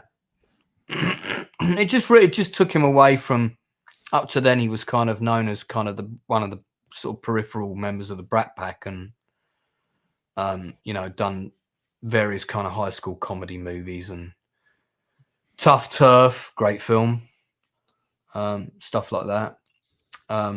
So this wouldn't have been that long after Chaplin, because I want to say Chaplin was around 2000. I thought it was the 80s. I think it might have been the 80s, maybe early 90s. Yeah, I want to say 91 or 89. Was it as It was old really as young. that? It was really young. It was really young then. Let me have a look. Chaplin's great. You're right. Chaplin was 1992. Ah. Yeah, so that would have been at the height of his problems. So that's why they had to get all the stipulations and whatnots. Funnily enough, I'm going to do a new show. Like, I haven't got enough on my channel already. You never have enough special shows. I'm going to do a new show where I pick an actor and talk about that I really like, and talk about their career, and pick out my favorite films that they've done.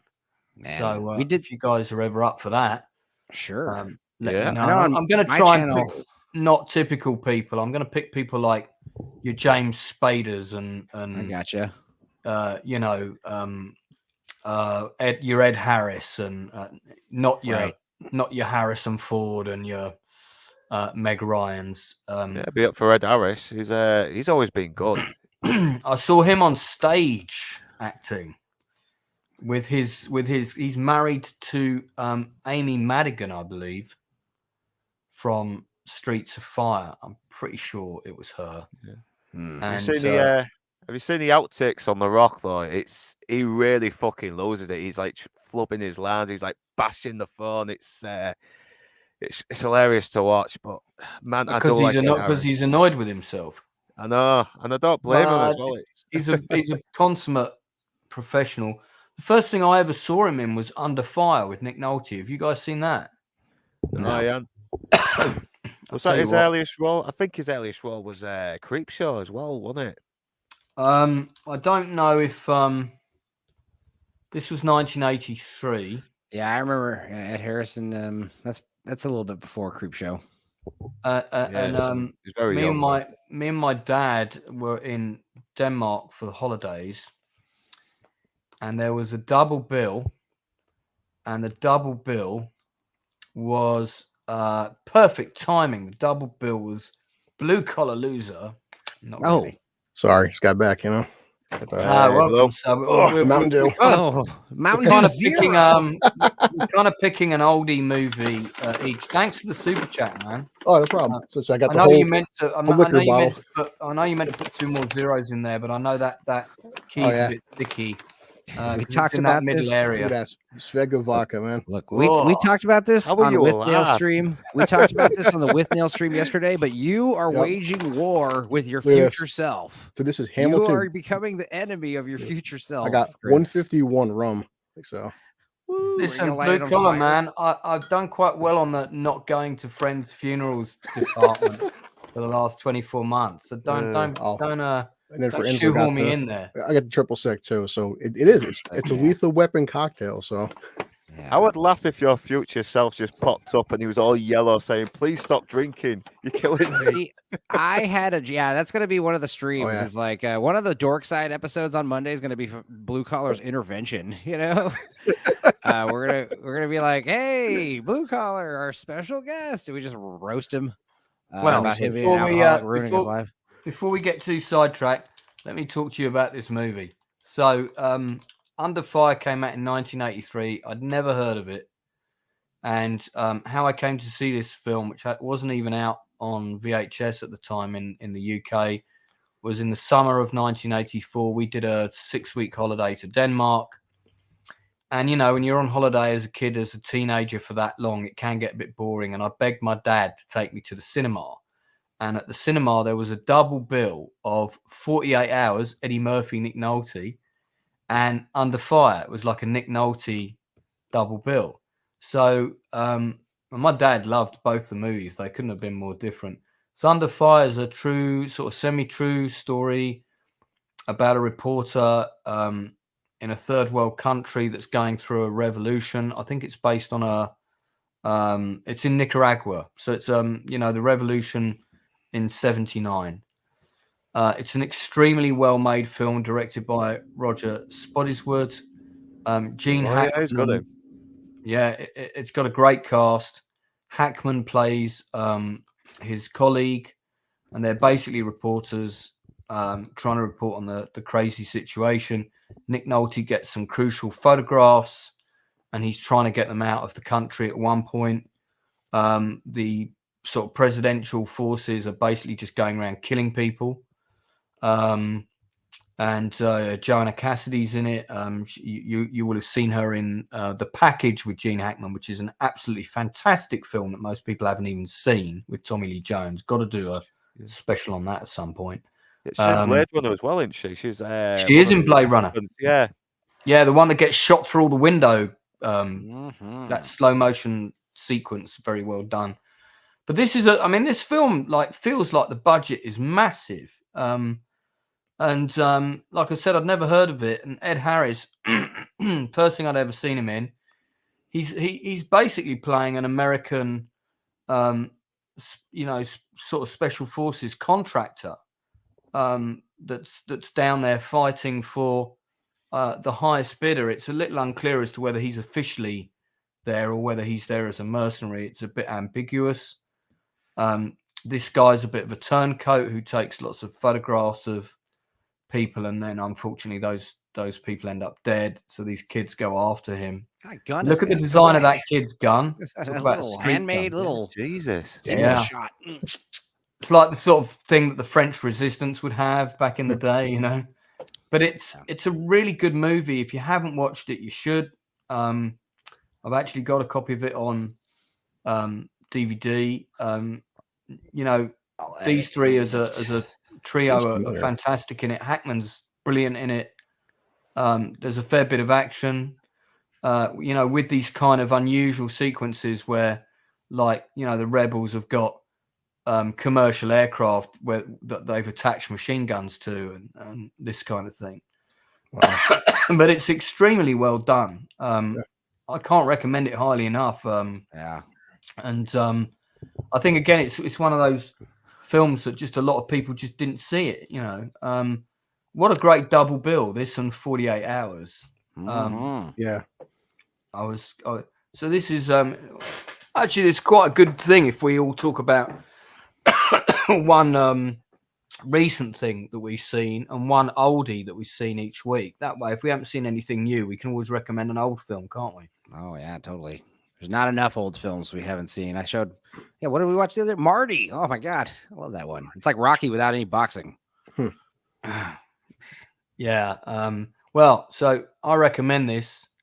Really, really good film. And if I do ever get arrested by a South American rebel, I hope she looks like Alma Martinez. Leroy's asking about Superman movies. Blue Collar. Have you got an oldie favorite film that maybe you've watched for the first time recently that Oh God, you haven't seen? so many. Actually, well, last night, Enzo, it's just weird because you're British cinema and comedy, but I never heard of With Nail and I until last week, and I'm blown away by how great that movie is, and I never heard of it. So yeah. Well, I'm gonna refer people to Stupenzo's channel at this point, where there is a 9-hour analysis. It's 4.5 hours, but yeah, that was long. That was good. That was good talk, though, guys. The Ridley Scott cut is 9.5 hours. No, I'm on there. We had a good. It's an iconic film. But I'm not surprised that not every American has seen it. It's not like Chariots of Fire, It didn't I was surprised not every British dude had seen it. I was like, "What? You haven't seen this or heard of it?" Yeah, Dude, there's still some British. Or don't get it. There's still some British people that don't get it. Because some of them's just like the American stuff, like Friends, where it's the jokes are jokes, jokey jokes. That's the. Well, yeah. I mean, what was it? Leroy Peters is asking Lance, what did you like better, Man of Steel or the first Superman with Christopher Reeves? That's an easy question to answer. There is only one Superman, and that is Christopher Reeves. I like Cavill as Superman. I just think the scripts for the Cavill films have not been that great. I'm on the boat of if they, just like if you had just fixed that big thing about the father and Superman not snapping people's necks or whatever. I don't know. The Superman, like Kevin Costner's thing, dying in a tornado, that is like character breaking. You just broke the character. Yeah. You literally broke the character by having him watch his dad die in a tornado. Yeah, I kind of didn't like that. The scene when the dad dies in the Reeves version, which is just something he couldn't stop. Heart attack. There's almost no dialogue in that scene. In fact, I don't think there is any dialogue in that scene. Yeah, you see him. He's in the background of the shot. He collapses. Dad, the kid runs to him. There's a big scream. Yeah, and then there's a scene with the mum on their own, and it really hits you. It really hits you. You feel for him. Well, he walks up to the foreground and he says that thing. He just walks up to the foreground. He's like, "Oh no," and then he falls over and dies. But yeah, the thing about Man of Steel is have him save his dad from the tornado, right? That's how you fix that scene. And then later he dies of a heart attack. And so it's I don't know. It's even in Smallville, Pa Kent had heart problems. Most iterations, Superman's father dies of a heart attack. I'm the biggest Superman fan ever, you guys, and I gotta tell you, I'm so upset with DC because it's how do you fuck up Superman 3 times in a row? I mean, I'm not saying, I could have done better. Actually, I am saying I could have done better. I take it back. I could have done better. Superman needs to be like Jesus Christ plus Elvis. He has to have this he's not just super strong and powerful. He's inspirational and a rock star, but he's also humble and cool and nice, and he always tells the truth. He's not going to always do what's right, or he's not always going to do what's cool. He's going to do what's right. Yeah.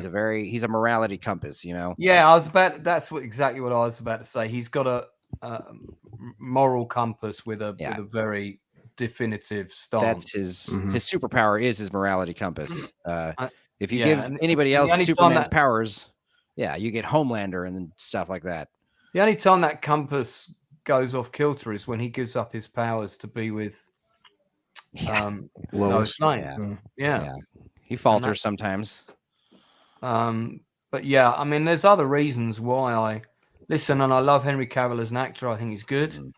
Not least of which because he contacted me through his agent once and said, "Is there a part in your film for me?" Which is a very nice phone call to get, I have to say. But you know, they don't have Gene Hackman as Lex Luthor.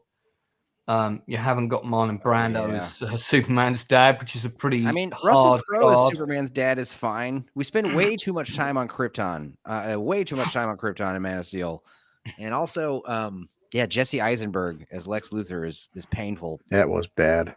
Billy Zane, he needs to play Lex Luthor. Make that happen. Because he's kind of got that charm, hasn't he? But he always looks like he's having fun when he's playing slam balls. He does. Yeah, Billy Zane, I've also met, funnily enough, and got to talk to him about Dead Calm in the green room when we were at this film festival. And he was a proper good laugh. He was great fun, bald as a coot now, but he'd be perfect for Lex Luthor. He really would. I mean, I wouldn't say I'm excited, but I am pleased with the new casting of the alleged new Superman movie coming out. And, it seems fine. Who's playing Superman?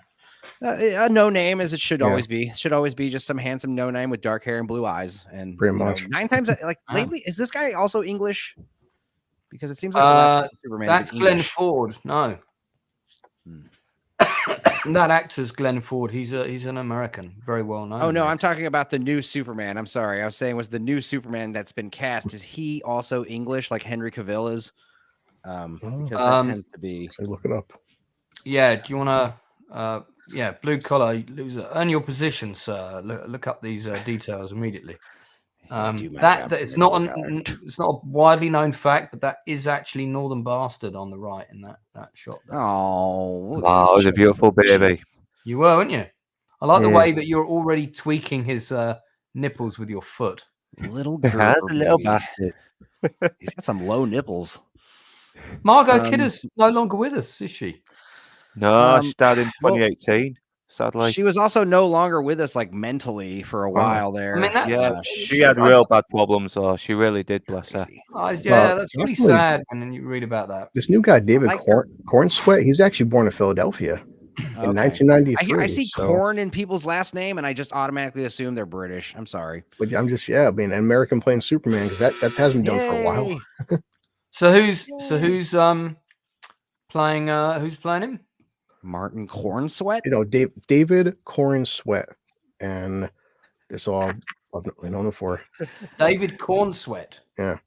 What kind of name's that? Known for Pearl 2022, We Own This City 2022, and The Politician from 2019. Sweet. Who's behind the new sort of James Gunn 50th Superman reboot in the last 10 years? I'm not happy or hopeful about it. I mean, it is what it is. I'm so jaded, I don't get excited until the movie's over and the credits are rolling. Then I'm like, that was good. Now I am curious though, because I do like Nicholas Hoult. Nicholas Hoult being Lex Luthor. Yeah, sure, I'm fine with that. Yeah, Nicholas Hoult as Lex Luthor is a good choice. I have seen this kid. I saw him in We Own This City, about the corrupt cops, which is a really good miniseries. 6 episodes, very digestible. Like people are saying in the chat, role in that. Like people saying in the chat, he definitely looks like a young Henry Cavill's younger brother. I also saw him in Hollywood, which is like the sort of alternative timeline show that they did. He's got range as well. This kid. I do remember him because here he's an American cop. And We Own This City, and then you cut to this, and here he is as a posh Englishman, rolling around a car with an open top and braces and belts and so forth. And hello, I'm British, doing that sort of thing. So, he does look a bit like Cavill, but he's got a Superman face. I would argue, pretty good face for Superman. There you go. I have a feeling the film will be mid, and he will be good in the role. Yeah. But I One hope it, thing I I'm hope it is noticing good, is a though. whole lot I hope of it there's is like a good, whole though. lot of superheroes in this movie, and I'm like, it seems like a little bit too much, too fast. Yeah. I did worry if this was a still from the new Superman or what direction it's going. Yeah, him and Jimmy fucking getting it on. Whoa. Well, will it be Lewis Lane in the new? Yeah. I mean, I've I seen just stick to the comic, and you know, if you want to make a gay superhero movie, I'm completely up for it. I'll watch You it. could It'll make- probably be quite good, but I've said this before, but you could like make Wolverine gay, and that wouldn't really change him too much. If you make Spider-Man or Superman gay, kind of ruins the character because our superheroes need to be loud and proud. They shouldn't be in the closet, and it's definitely like not letting girlfriends of theirs get in danger due to their closetedness. Spider-Man, if he was gay, he should be very loud and proud about it. Wolverine, you don't really know much about him, and yeah, I wouldn't. Sure, make him gay, fine. If we're gonna make any superhero gay, Wolverine would work. Have they cast all shit? Yeah, they have. Let me look it up. David Macy said that the writers of the 2025 film are the same as the 1978 film. That's interesting. So, no swearing in the chat, please. I'm only kidding, Rennie, who said F off, Stupenzo. Not Sorry, I'm Wolverine. just, if I had to pick anyone, Yeah, the new Lois Lane is somebody called Rachel Brosnahan. I like her casting. She does look like Lois Lane. Is there an IMDb page for this new Superman film? Let's have a look. It's called Superman. It's called Superman Legacy. Legacy. Thank you. Superman Legacy. Okay, yeah, no, there's not a page for it yet. I love the little kid from Righteous Gemstones as Jimmy Olsen. That's he's from Santa Clarita as well, isn't he? He's from the Santa Clarita. Santa Clarita diet. Yeah. He looks like he could be a good Jimmy. He really does. He looks like he's got that awkwardness to him. Now, supposedly, if this is true, I'm all for it. Nathan Fillion being Guy Gardner, Green Lantern. I mean, that's a great fucking choice, man. Hang on, is this an animated movie? No. It's gonna be live action. Oh, okay. Because I just wondered because of the main image on. I have found the IMDb page. I apologize. There is one.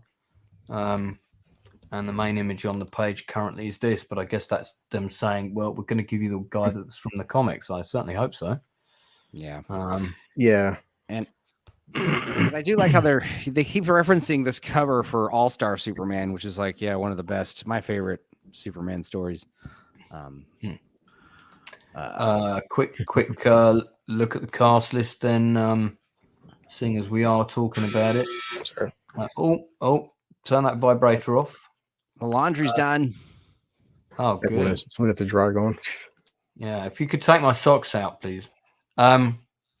So Hawk Girl is in it. Yeah, a lot of superheroes in this. And I'm like, I've not heard of Hawk Girl before as a character from the comics. I haven't been reading Superman comics. She's cool in the Justice League animated show. Yeah, is this a Disney kid? Is this a Disney kid action? Yeah, from the Justice League animated show from the 2000s, and the relationship he has with Green Lantern, you really want these two to get together. But then you find out this twist that really destroys their trust, and it's very devastating to watch. So, Isabel Merced, is that how you would pronounce that? She's got some pretty impressive credits there. And then we've got Nathan Fillion is an actor that I really like.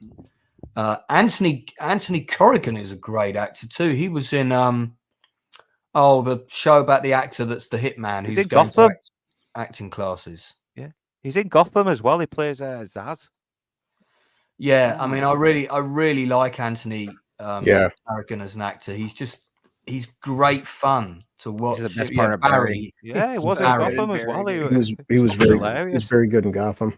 I haven't seen Gotham, but I did enjoy him in Barry.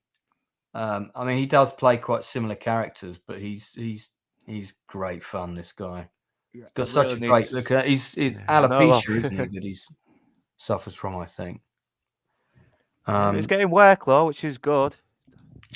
Right, so Hawk Girl and Hawkman, that's DC from the 60s. I remember having a Hawkman comic, actually. With his helmet that looked very similar to a Hawkman from Flash Gordon. They recently used Hawkgirl for the DC Legends of Tomorrow show, and she was pretty good in that. Well, the actress was, but let's go back and see who else we've got in it. Sarah Sampaio, not heard of her before. Rachel Brosnan, that's not. And you said Skylar Gisondo, you've seen him in a few things. I'm not sure if I've seen him in stuff. Oh, that kid! I like this actor. Yeah, look. Don't tell me he does not look like a Jimmy Olsen. It's good casting. Well, not in this shot. I mean, hello. He's got like not there anyway. There. He does. I mean, he's got the face rolls, and I can see why they've gone that way.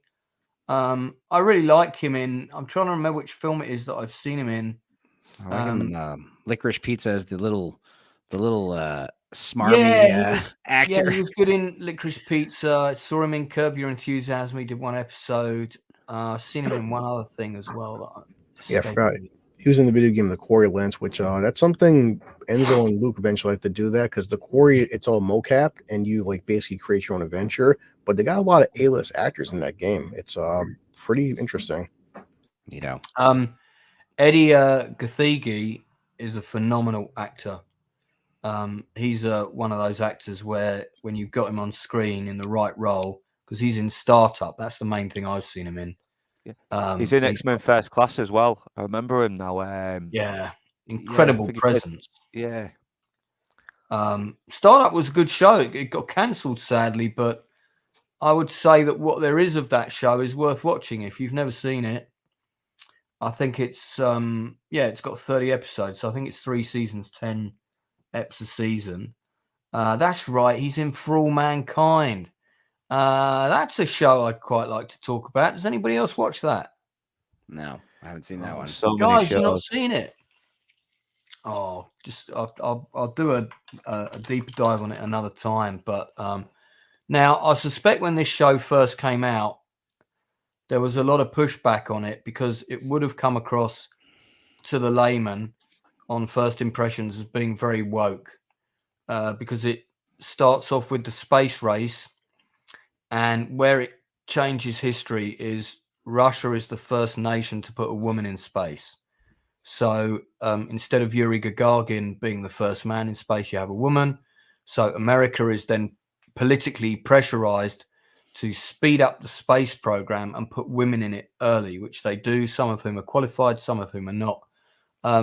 Now that sounds on paper like a woke person's wet dream, but I have to tell you that it's one of the best executed sort of science fiction sort of shows that feels like it could be real that I've ever seen, because all of the NASA stuff, all of the technology stuff, they really went out of their way to get correct. And it's on season 4 now. And on season 4, we're in Mars. And I don't want to give any spoilers for you guys, but what I can see what they're doing with season 4, they're setting up so that the Mars is already breaking into two societies: the people that do all the shitty jobs, and the kind of A-list who all get to live above ground and get the nice accommodation and that kind of thing. And you can see that they're setting it up for a rebellion to happen down in the story. I think the special effects in it are amazing, really good writing, really good casting. It's a show, honestly, I can't recommend highly enough. Give it till the end of season 1. Season 2 takes a radical change. Season 2's got a lot of action. You literally will have Russians and Americans fighting on a moon base with special kind of carbonized M16 machine guns. So it's pretty cool. There's a scene with an accident. In fact, there's a couple of accidents. And those scenes are extremely well done. One of them comes right out of nowhere, and you actually have to kind of pause your TV and go, sorry, hang on, what just happened there? And it's a really, really good show. It's really grown on me. The first season, I was like, feels a bit woke. I can see a lot of agenda pushing here, but it feels like somebody then kind of reined all that in, having got some great female characters in the show. And then they said to someone, you know what, let's make this all a bit more grounded now. It's one of the best shows that Apple's produced, in my opinion. And I'd recommend it to anyone who's even got a vague interest in outer space, NASA, science fiction, any of those things. So do check it out. Look at those weapons. Aren't they cool? Badass. The sort of the American issue weapons for outer space. They're kind of like sort of, you know, white versions of gotta match the uniforms, obviously. Yeah, I see it now. I just had to increase the screen a little bit to see them properly, but yeah. Hang on, let me. How's that? Is that any better? No, I've done that now. You shrank this. No, I saw them. I've made them out now. It's okay. It's yeah, it is a good show. I mean, you know, it's got money spent on it. It doesn't look cheap. The effect shots in this show are better than, you know, any of the kind of Marvel stuff that I've seen, any of that stuff. And yeah, I mean, Darth Plato says, you know, because women were kind of included in combat in World War II, and it's not so hard to believe. The stuff that happens in terms of the social pressures that lead to a number of changes in history is very believable. And then you also have characters from history in the show as well. So it's one of these alternative history drama shows, but very, very well done. Thank you, Princess Fiona. I think that's the first time you've given me a super chat, $2. You were great on Napoleon's Day. Thanks, Lance. Yeah, but he told me he wasn't satisfied, and I have to come back tomorrow and service Napoleon again. So I think you mean on Drinker's Channel. I see. Yeah. That sounded wrong. That sounded wrong when you said you'd service Napoleon again. Yeah, it really did.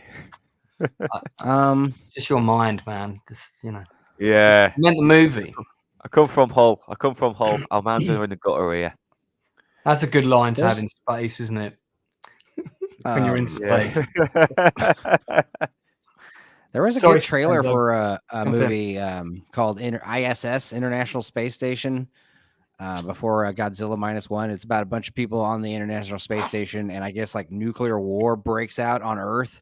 So they're like stuck in the station, and yeah, I don't know, tensions rising kind of movie. So that looked fun.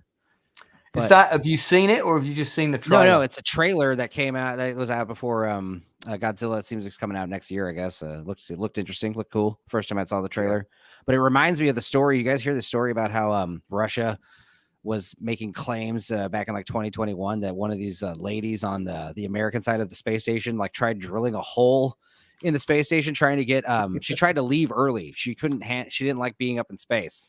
And she was up there for like so allegedly, this is what they said. But yeah, they said that this woman was up there. She had like a relationship with one of the fellow astronauts. And after a few weeks, realized she did not want to be there anymore and started causing all kind of mini sabotages, trying to get picked up like a year early. So fascinating read, all alleged, none of it proven. It's all hearsay, but fun and interesting nonetheless. What was the name of that movie? No, I'm talking about a real story. No, the one set on the space station. Oh, ISS, yes. Because I think I saw that. Yeah, I saw the trailer for that. Looked fun. It has already been released. Currently at 6.9. Well done on IMDb. Yeah, I did see the trailer for this. I thought it looked interesting. It's not really got any big names in it. I think it's international production, if I remember rightly. But yeah, I'd be quite keen to check that out. The effects look good. Yeah. Again, it looks very believable. If you're going to shoot stuff set in space, it's got to have a certain standard. And the thing I like about this show is you really believe these characters. You really start feeling like you're actually kind of watching history almost.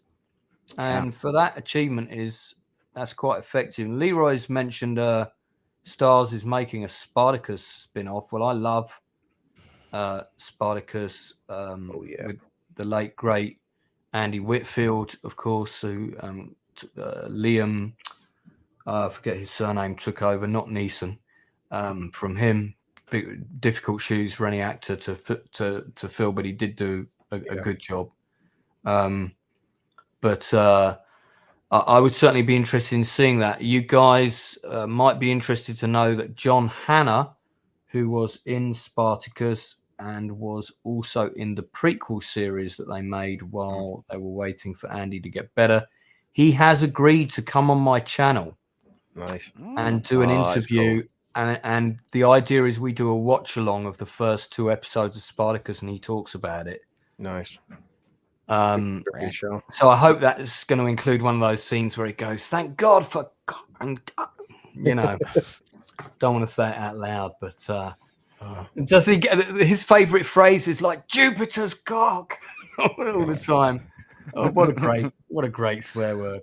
It sucks with so many good shows. We figure Stars had Spartacus, you had Ash vs. Evil Dead, you had Black Sails, but like Ash vs. Evil Dead was canceled because nobody has Stars, but they make some great shit. Like, oh man, what got cancelled? Ash vs. Evil Dead. Yeah, one of my favorite. Oh yeah, that only ran for one season. No, 3 seasons. 3.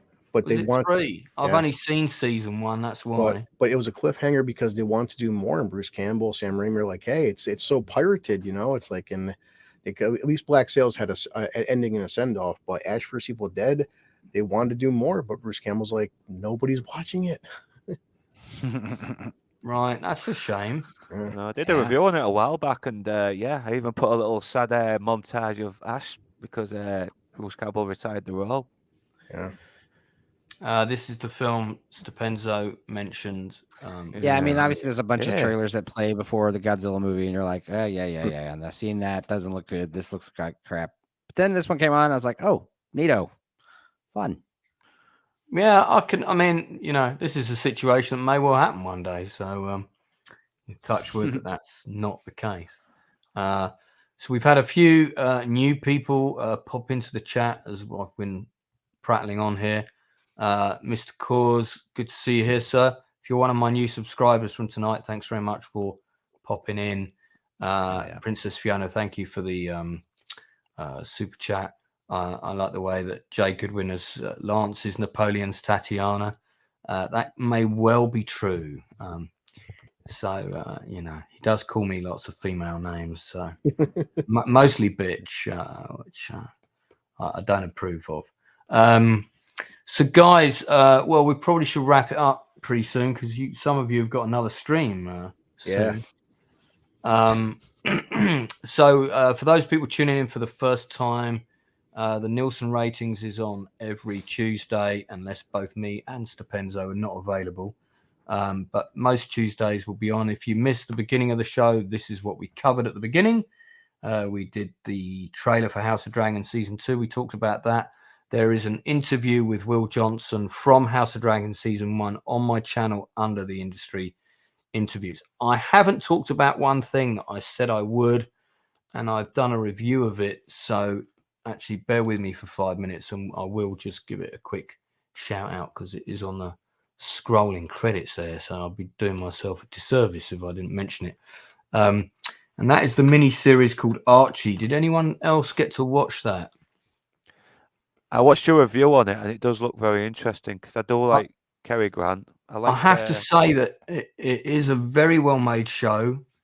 Whether you're going to want to watch this show depends on if you are interested in Hollywood legends, if you have an interest in Hollywood history. Are you interested in Jason Isaacs as an actor? And do you find biographical true stories interesting? If the answer to any one of those 4 is yes, you're probably going to like this show. In my case, the answer to all 4 is yes. So I was onto a win-win really from the beginning. But it's the true story of Archie Leach, who is the man that would become Cary Grant. I have done a review of it, so you can go and check that out on my channel. It's one of Jason Isaacs' probably best roles of his career. I wouldn't say it's his best, but it's up there. Really well shot, cleverly cheated. It's not shot in America, even though it looks like it was shot in California. And it's a 4-part biopic. but I need to mention the actress in it who plays a young Diane Cannon, who I was not aware that Cary Grant had actually married till I found out about this history. There's a couple of timelines. You find out how he became famous and so on. And then it's also the older version of him looking back. He didn't like the name Archie Leach. It didn't really ring out with Hollywood casting directors. That's why he changed it, and Leroy's asking. Jason's got Grant's, he's got his little isms down to an absolute T. So this actress, who's actually English, who plays Diane Cannon, she's amazing. Really, really good in the film. And so I do recommend it. I won't do a big thing on it now, but I have done a review. You can find out more about it on there. It is available on BritBox and ITVX. It is a 4-part, 45-minute show. And maybe we'll talk about it at more length when the rest of my guests have had a chance to view it. But definitely worth your time. Definitely worth your time, particularly if you like Jason Isaacs and pretty blonde ladies. I recognise her as well. She was on bloody Keith Lemon's spoof documentary program. That's right. Yeah. She's got some pretty good acting credits. Yeah, she's very funny on it. She was.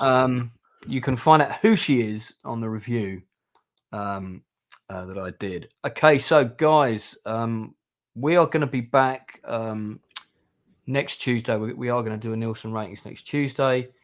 If we haven't watched any new stuff, we'll whoever's on, we'll talk about an oldie that we like. That's always a good place to fall back to.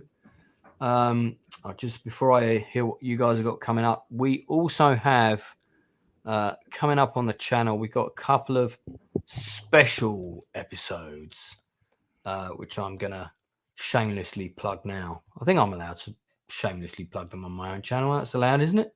I think that's allowed. Hopefully. I just need to check with Stepenzo, but I think it's allowed. Yep. So we've got the first of 2 parody reviews. The second one's going to be in January. The first one. And so I'm just going to say this is a parody review, and then you can digest the rest as you see fit.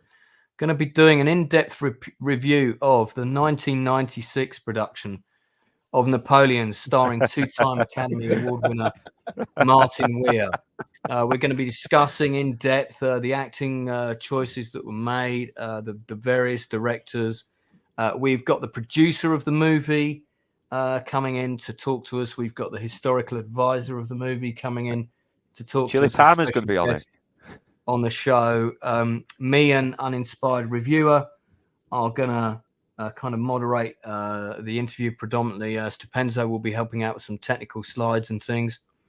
But yeah, we've got a couple of guests from the actual movie, cast and crew coming in, hoping to have one of the actresses from the film as well.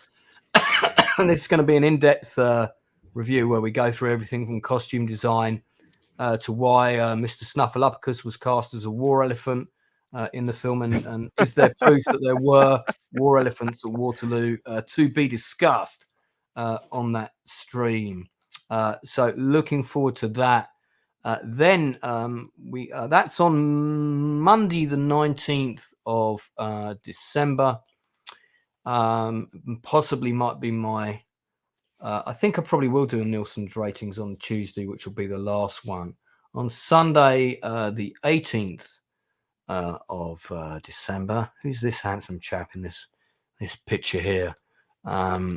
Obviously this photo was taken yesterday before I grew my beard. It's the YouTubers movie quiz. Now, I normally do a movie quiz at my house every year, and in fact this is the first year it was done was 1999. This is 2023, so this would be the 24th year. I've done 4 of them in the summer, so it's technically the 28th this year. But the one in my house would have been this Saturday coming, but I had to cancel it. So, because too many people couldn't make it for one reason or another. You know how it is, Christmas period and everything. So, I'm just doing one online for my YouTube buddies. And it's 2 teams versus each other answering movie and trivia topics. Would you like to know what some of those topics are? No, because then I'll be cheating. Well, I'm going to tell you because you're here supporting my channel by being my guest. So some of the topics that you can choose from are sci-fi in the movies, 1980s action films, old school horror, Asian cinema, historical epics, true story dramas, animation, European TV shows, sports genre movies, thrillers, rom-coms, buddy movies. There's also a Who Am I round. There's an odd one out round. There's a Which Vex is the odd one out round. Take a pick. So there'll be a picture of several movies that will come up and you can pick one to answer questions about and so on. There's going to be 2 teams of at least 4 players on each side. A retro nerd girl is co-hosting the quiz with me and helping me keep score. I'm going to pick the team captains on the day, but we already have Dark Hour confirmed. I think Vex is concerned. I believe Northern Bastard. I believe you're confirmed. I believe. Think so. Yeah, should be. Think so. Good. I think Benzo is also confirmed. Couple of others. So I think I'm going to take 5 per side max, and then it's going to be the 2 teams versus each other, also versus chat. But there's going to be very strict rules about when chat can chip in answers, and if they chip in answers at the wrong time, they get points knocked off. So that's going to be interesting. The chat is going to be negative 5,000. I'll tell you. Yeah, they're going to be losing pretty badly, but we'll see how they do. So, guys, that's going to be on Sunday, 9 p.m. GMT. It's probably going to go for a good 2, maybe 3 hours. It's going to go a while. It's going to be good fun. It's going to be a lot of good fun. Oh, and there's a potential prize of £1 million for the winning team. Well, we're going to donate it all to your electricity bill. I'm not joking, because what's going to happen is that the winning team is going to get one of these kinds of things. Hang on, let me close. This. We do this with the real quiz at my house. The winning team is going to get one of these. Oh, right. And I'm going to scratch it off on camera. And if there's £2 million there, £1 million goes to the house because it's a 50-50 thing. And the other £1 million will be divided between the players on the winning team. Lance has final decision in all things, no arguments allowed or accepted. So, yeah. So we'll see if you win the big monies. Wouldn't it be funny? If we scratched it, it's got £2 million on it live online. Think about it. Never see Lance again. He'd just go into his camera. My God, the connections go out. I don't know what's happened. Why? So no negotiations about the split then? No. Yeah. Just I'll go through the rules on the day. I will go through the rules on the day because there's one person on each team that will be benefiting from the split who won't be on the stream. I'll explain why on the day. God, what happens if the chat wins the lottery ticket and wins a bunch of money? Unfortunately, then the money goes to charity. There you go. Not to use. No, well, if the chat win, now that's a good point. What happens if the chat wins? Just set up a charity in your account and just be like, donate to this charity. That's for these the Lance Nielsen buy me a house before I'm homeless. Oh yeah, that's what all these like these politicians that have foundations named after themselves. It's like great. It's back to money laundering with these exorbitant movie budgets. Same thing. You donate a bunch of money to a foundation or whatever, or a charity that you own. It's great. Jay Goodwin saying the house only taking 50%, best casino I've ever seen. And by the way, this is prizes of over 1,000. So anything under 1,000, no one gets anything. Jay's last comment. Yeah, because that money will then cover my electricity bill. So that's what we've got coming up. Charity is a stripper, and Lance is going to give money to her for unlimited lap dances. If only. Charity. All right, boys, give it up for the main stage. We've got charity. Okay, so Stupenzo, buddy, what you got coming up? Well, we just did that 4.5 hour with Nail and I discussion yesterday, which was very fun and informative. But tomorrow we got a premiere. We watch premiere of an older movie we watched back in March. The Chris Rock classic Down to Earth. Me and my girlfriend watched that, riffed it. Got a nice short one next week. I think the episode's only 30 minutes long. And then, same old thing. Streaming every Monday, Wednesdays. Releasing these We Watches. Christmas Day, Christmas evening. We're going to be doing a big, long Godzilla stream. So that'll be fun. I'm excited for that. We're going to talk about everything Godzilla. Is that the new Godzilla, or are you going to be like doing a 1950s Godzilla? We're going to talk about the new ones, the old ones, the video games, comic books, whatever, everything, as much as we can. Just like the Ninja Turtle stream. So at least 10 minutes on Godzuki on that one. Blue Collar, rewatch them all. Man, what you got coming up, buddy? Well, a couple hours we're doing circuit there. There's the cocktail mix and stuff, and I got the seats. The Lethal Weapon cocktail. That's what we're doing tonight. So watching Lethal Weapon.